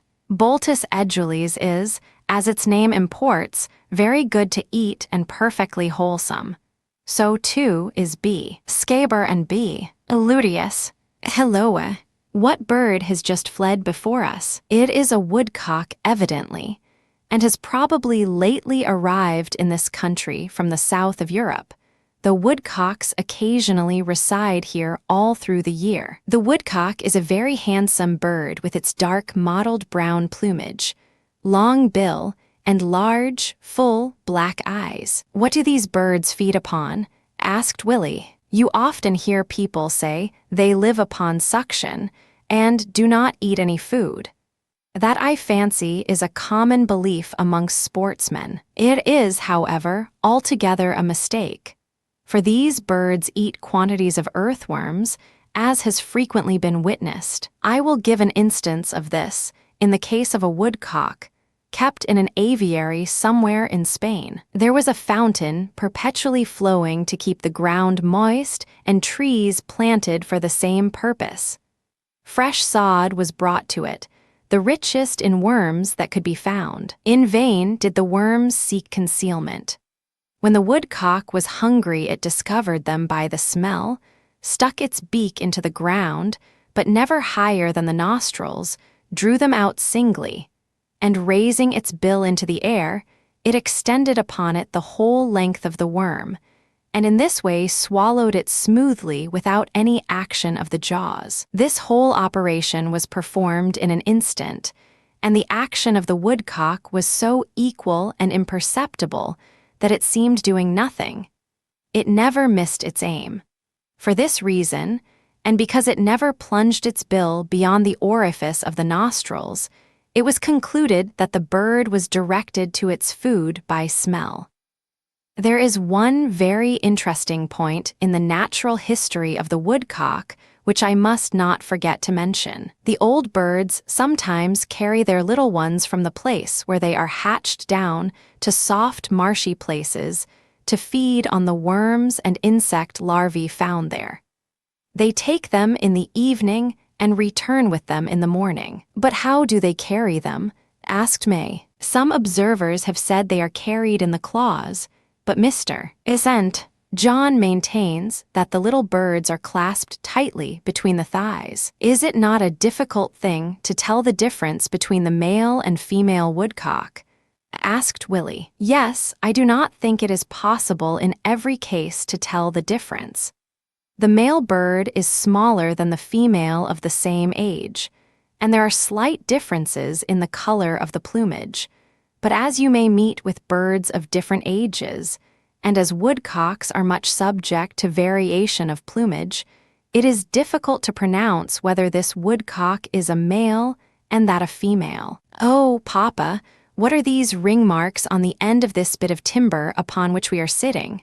said Willie. "These rings, or zones, represent the various growths made every year by the tree when it was growing, each zone being the produce of 1 year. As the wood ceases to grow for some months in the winter, a distinction in appearance between the last wood of a former and the first wood of the succeeding year is occasioned, so that, in our own country at least, the age of a tree can be ascertained within some limit by counting the number of zones.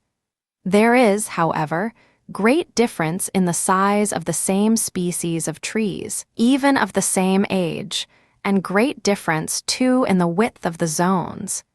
Indeed, you can see this in the case of the wood we have been sitting upon. See how the zones differ, how broad some are, how narrow are others. Nay, even in 1 year you see how the zone varies. The subject of the growth of trees is very interesting, and I would advise you, when you get older, to pay some attention to it. Here is another fungus, and a species which I am very glad to find in the Wrekin woods, though it grows but sparingly. Take it up, turn it over. How curious! The underside is not a series of gills, as in agaricus, nor a substance perforated by a number of little holes, as in boltis. It is formed of a quantity of delicate white teeth or spines. See how beautiful they are, and how easily broken. The spines are exactly like miniature awls. It is called from the prickly appearance of the undersurface, or hymenium, the hedgehog mushroom, Hydnum ripandum. Is it good to eat? Asked Jack. It is, in my opinion, one of the most exquisite fungi that grows. And the most curious thing about it is that its flavor very strongly resembles oysters. Last year, we had some of these fellows cut up in bits about the size of a bean and stewed in white sauce. The sauce we ate with a beefsteak at dinner, and I do think that as far as flavor is concerned, one might almost pass it off as oyster sauce without anyone finding it out. Not that the hedgehog mushroom sauce is really as good as oyster sauce, but as I said, the flavor strongly reminds one of it. Nor do I think that any fungi, delicious as they are, can ever come up to oysters, the ne plus ultra of exquisite food. It is getting towards evening, and we must not linger much longer. How many eatable fungi have we got? Let me count. Lepiota prosra, Amanita rubescens, Hydnum repandum, and Marasmius oredes, which we gathered in the meadow before we entered the wood. We will take them home. They will come in very well either at breakfast or at dinner time. The other fungi we will also take home and compare them with the descriptions and drawings in my books. And now our rambles are ended. We have seen there is much to notice, much to admire. Let us never forget our great Creator who has made all the beautiful things we see around us. Let us learn this lesson from the contemplation of the works of the Almighty, that as all created things are fulfilling their appointed work, so we too should fulfill ours, and by obedience, diligence, kindness, and patience show our love of Him for whose pleasure all things are, and were created. Printed by J. Adlard Bartholomew Close,